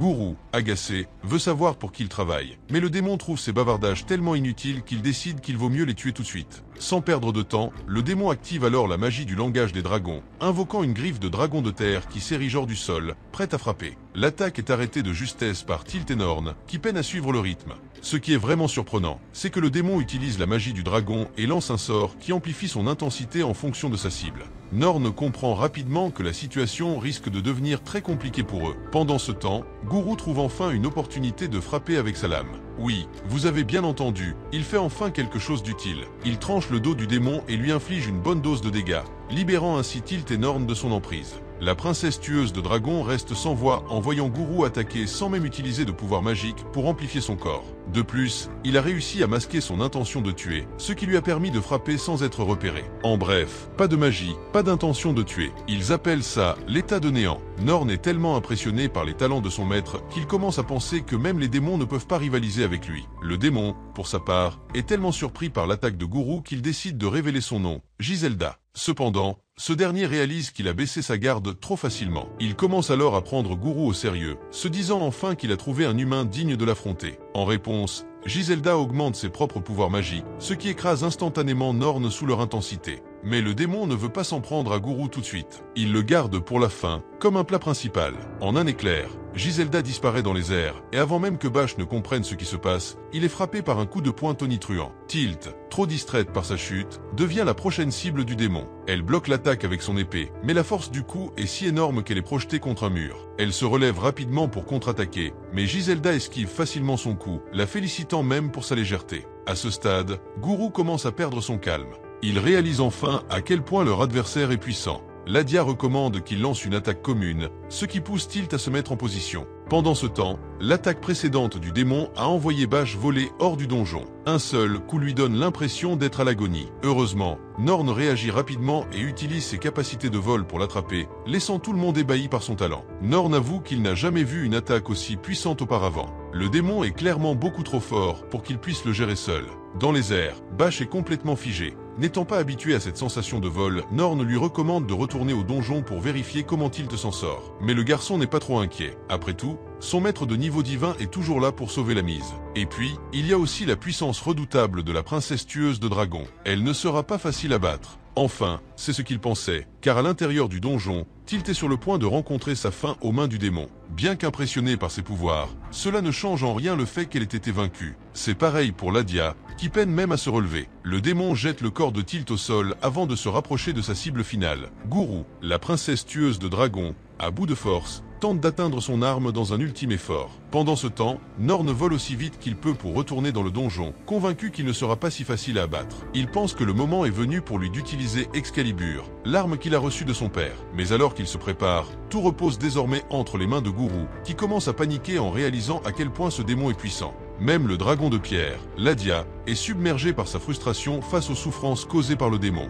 Avec détermination, elle libère sa forme complète et se précipite pour attaquer. Mais le démon repousse son coup de poing d'une facilité déconcertante, comme si de rien n'était. Il commente avec dédain la transformation habile du dragon tout en gérant désinvolte chacune de ses attaques sans le moindre problème. Désespérée, Ladia active alors la magie du langage des dragons et utilise sa technique la plus puissante, le bras monstrueux du dragon. Elle frappe violemment le démon au sol, mais à sa grande surprise, cela ne lui fait absolument rien. Le démon, amusé, déclare qu'il est intéressé par le liquide céphalorachidien de Ladia. Il bondit pour contre-attaquer, et avec un seul coup de poing en plein abdomen, la fait hurler de douleur. Pourtant, le démon est impressionné qu'elle ait réussi à lancer une barrière magique à la dernière seconde. Malgré tout, elle a encaissé déjà beaucoup de dégâts. Profitant de ce moment, le dragon de pierre capture le démon dans sa paume gigantesque. Mais le démon se moque de cette technique, car il a plus d'un tour dans son sac. À la surprise générale, il parvient à téléporter ses poings à l'extérieur de la paume, ciblant directement le corps principal de Ladia et le martelant de coups sans relâche. Malgré son corps résistant, Ladia subit la fureur des attaques incessantes du démon. Pourtant, elle s'accroche au corps du démon de toutes ses forces, comme si elle était prête à sacrifier sa vie. Finalement, submergée par les coups, elle s'effondre et libère le démon de son emprise. Avant de perdre connaissance, Ladia s'adresse à Tilt, expliquant que le garçon est fasciné par ses pouvoirs. Elle sait que Tilt, en tant que princesse tueuse de dragons, est censé être incroyablement puissant. C'est alors que Tilt active sa compétence ultime, Rising Dress Lightning Arm. Dans un moment critique, elle bondit à une vitesse électrisante, son corps entouré d'étincelles d'électricité. Elle passe en un éclair devant le démon, prête à riposter avec toute sa puissance. Gelda est clairement blessée par cette attaque, tandis que Tilt se prépare à tester les limites de ses techniques contre ce corps amplifié. Elle brandit sa lame avec détermination pour un deuxième coup tonitruant et se précipite pour l'achever en activant son épée de foudre. Elle utilise alors la technique du tir perçant, infligeant d'énormes dégâts au corps du démon. Mais même après cela, sachant qu'il a survécu, elle ne s'arrête pas là. Tilt prépare une troisième technique en équipant son épée de foudre d'un élément d'eau. Elle active alors l'épée de givre et lance-elle aiguille de foudre de glace, une attaque qui transperce le corps du démon d'une frappe dévastatrice. Il semble que cette bataille touche à sa fin, mais vous savez bien que ce n'est jamais si simple. Tilt passe à la vitesse supérieure et enchaîne avec une quatrième technique, attaquant le démon sans relâche. Gelda, submergée par ses assauts foudroyants et glacés, exprime physiquement son agonie. Les conséquences des attaques sont visibles. Son corps est empalé de glaçons et de pics électriques, le laissant immobile. Une Tilt épuisée se tient devant Guru, qui est ébahi par ses pouvoirs. Elle tient à peine debout. Mais même dans cet état, elle sait que son adversaire n'est pas encore abattu. Elle respecte son ennemi pour avoir essayé de confirmer la mise à mort. Cependant, à ce moment précis, le démon se libère soudainement et réapparaît derrière elle. Sans perdre une seconde, il explose avec une magie démoniaque venant de son angle mort, provoquant l'évanouissement instantané de la princesse tueuse de dragons. Guru, terrifié, court à sa rescousse et tente de la soigner. Le démon, visiblement lassé de jouer avec eux, déclare que le moment est venu pour leur combat final. Dehors, Norn ressent un profond malaise. Le vrai problème, il y a des dizaines de trous dans le donjon, et il ne se souvient plus du chemin exact pour retourner à l'intérieur. Pendant ce temps, Tilt, une guerrière incroyablement résiliente, rassemble jusqu'à la dernière parcelle de sa force pour se relever. La scène se coupe avec l'activation d'un cercle magique juste sous les pieds de Giselda et Guru. Le démon se tient fièrement devant son adversaire d'intérêt tandis que Guru, en nage, commence à penser qu'il va sûrement mourir cette fois. Sa seule idée est de fuir et de se cacher. Mais heureusement pour lui, Tilt tient bon, soulageant ainsi le pauvre guerrier qui, en réalité, ne pense qu'à sauver sa propre peau. Mais même pour Tilt, la situation est critique. Ses blessures saignantes la ralentissent à tel point qu'elle peine à marcher. Le héros têtu qu'elle est active tout de même sa capacité et tente de réutiliser la même stratégie qu'avant. Pourtant, même Guru voit bien que sa vitesse n'est plus la même et qu'elle se surmène dangereusement. Le démon se moque d'elle sans relâche, utilisant sa magie pour lui asséner un coup de pied brutal, la déclarant indigne de son attention. Tilt, impuissante, peine à croire que cet être joue avec elle comme si elle n'était rien. Elle mange un autre coup de poing en plein visage. Et il est clair que ce démon est l'incarnation même de la mort pour quiconque ose le défier. Puis vient un uppercut foudroyant qui la projette en arrière, sans qu'elle puisse se défendre autrement qu'avec son corps. Guru, de son côté, comprend que sa seule chance de survie est de prendre ses jambes à son cou. Mais, même si son cerveau lui hurle de fuir, son cœur tête et provocateur refuse d'abandonner. Serrant son épée avec rage, il décide de s'accrocher au combat, complètement furieux par ce qu'il voit se dérouler sous ses yeux. Le démon, prêt à en finir, étire son corps des deux côtés, bien décidé à la déchirer en deux.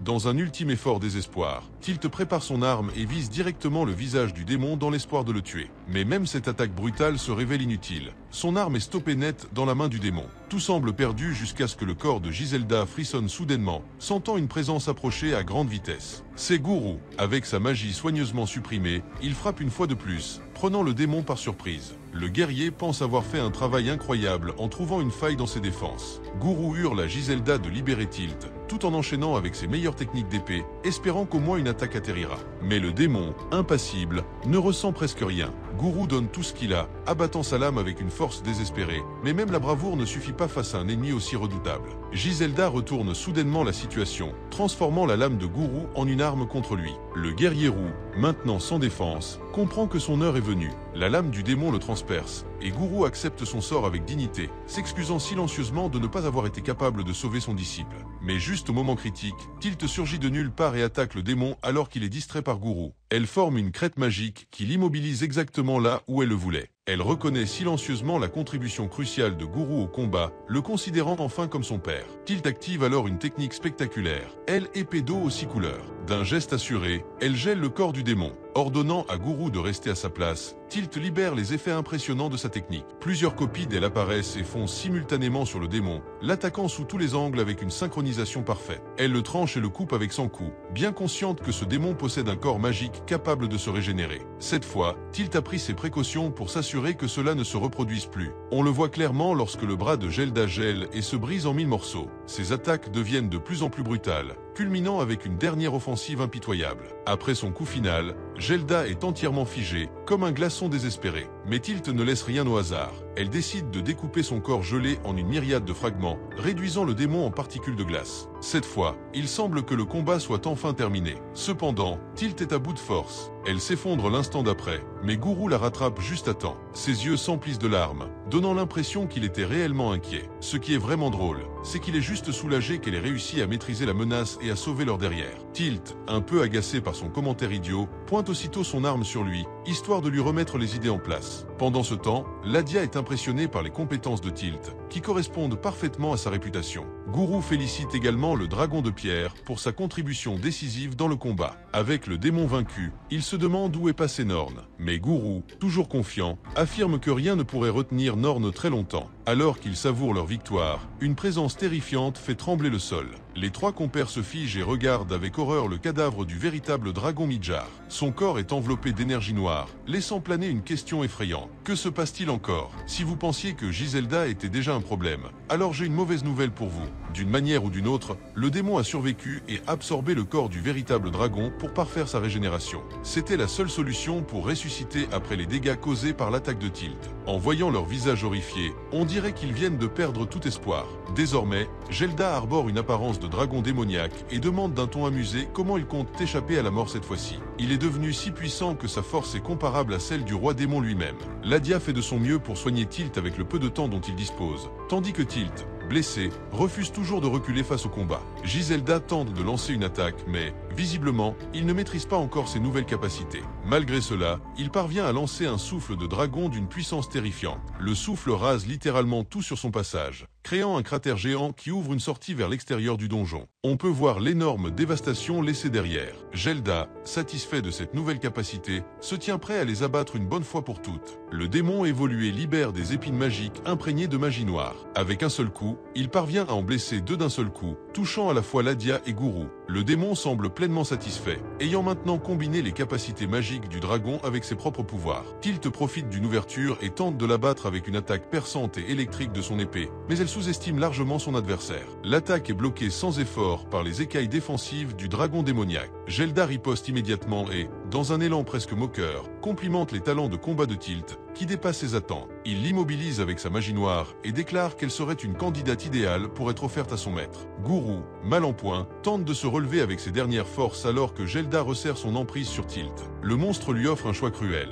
Elle peut sauver sa vie à condition de se laisser consumer par sa magie noire. Dans un état pitoyable, Tilt peine à répondre, mais avec un effort incroyable, elle lance un glaçon vers le ventre du démon. Bien que cela ne cause aucun dégât, c'était sa façon la plus directe de lui dire d'aller se faire voir. Giselda, clairement provoquée, entre dans une rage noire et prépare un rayon destructeur pour la réduire en cendres. Guru, impuissant, supplie le démon d'arrêter. Tilt, quant à elle, se prépare à l'impact avec détermination, ignorant les supplications de Guru. Le démon charge son attaque, et alors qu'il est sur le point de la lancer, une frappe venue d'en haut lui tranche soudainement les deux bras, libérant Tilt de son emprise. Giselda, stupéfait, remarque Excalibur brisé planté dans le sol, sans comprendre qui ou quoi a pu déclencher cette frappe. Ses yeux se tournent rapidement vers Norn, qui vient d'arriver sur le champ de bataille. Le garçon est en colère, et cela se voit. Il frappe d'une lourde paume, déviant complètement la trajectoire du rayon de Giselda. Gelda, déterminée à répliquer, tente un souffle de dragon surchargé comme avant, mais son attaque est une nouvelle fois neutralisée. Il essaie alors de surprendre Norn avec un rayon plus petit, mais le garçon est plus que capable de dévier son assaut. Norn utilise au mieux ses capacités physiques surnaturelles pour submerger le démon évolué. Gelda encaisse une série d'attaques puissantes, avant que Norn ne l'écrase violemment au sol avec un coup de poing dévastateur qui le fait hurler de douleur. Voyant l'état presque fatal de Tilt, le regard de Norn s'enflamme de fureur. Il ramasse Excalibur et défie le démon de se relever. Pour le garçon, le combat est loin d'être terminé. Il n'a aucune pitié pour Gelda et refuse de mettre fin à son agonie. Pas après ce qu'il a fait subir aux personnes qu'il aime. Si cette vidéo vous a plu, abonnez-vous dès maintenant à Manoir Résumé. Votre soutien fait toute la différence et me permet de continuer à partager ces récits incroyables.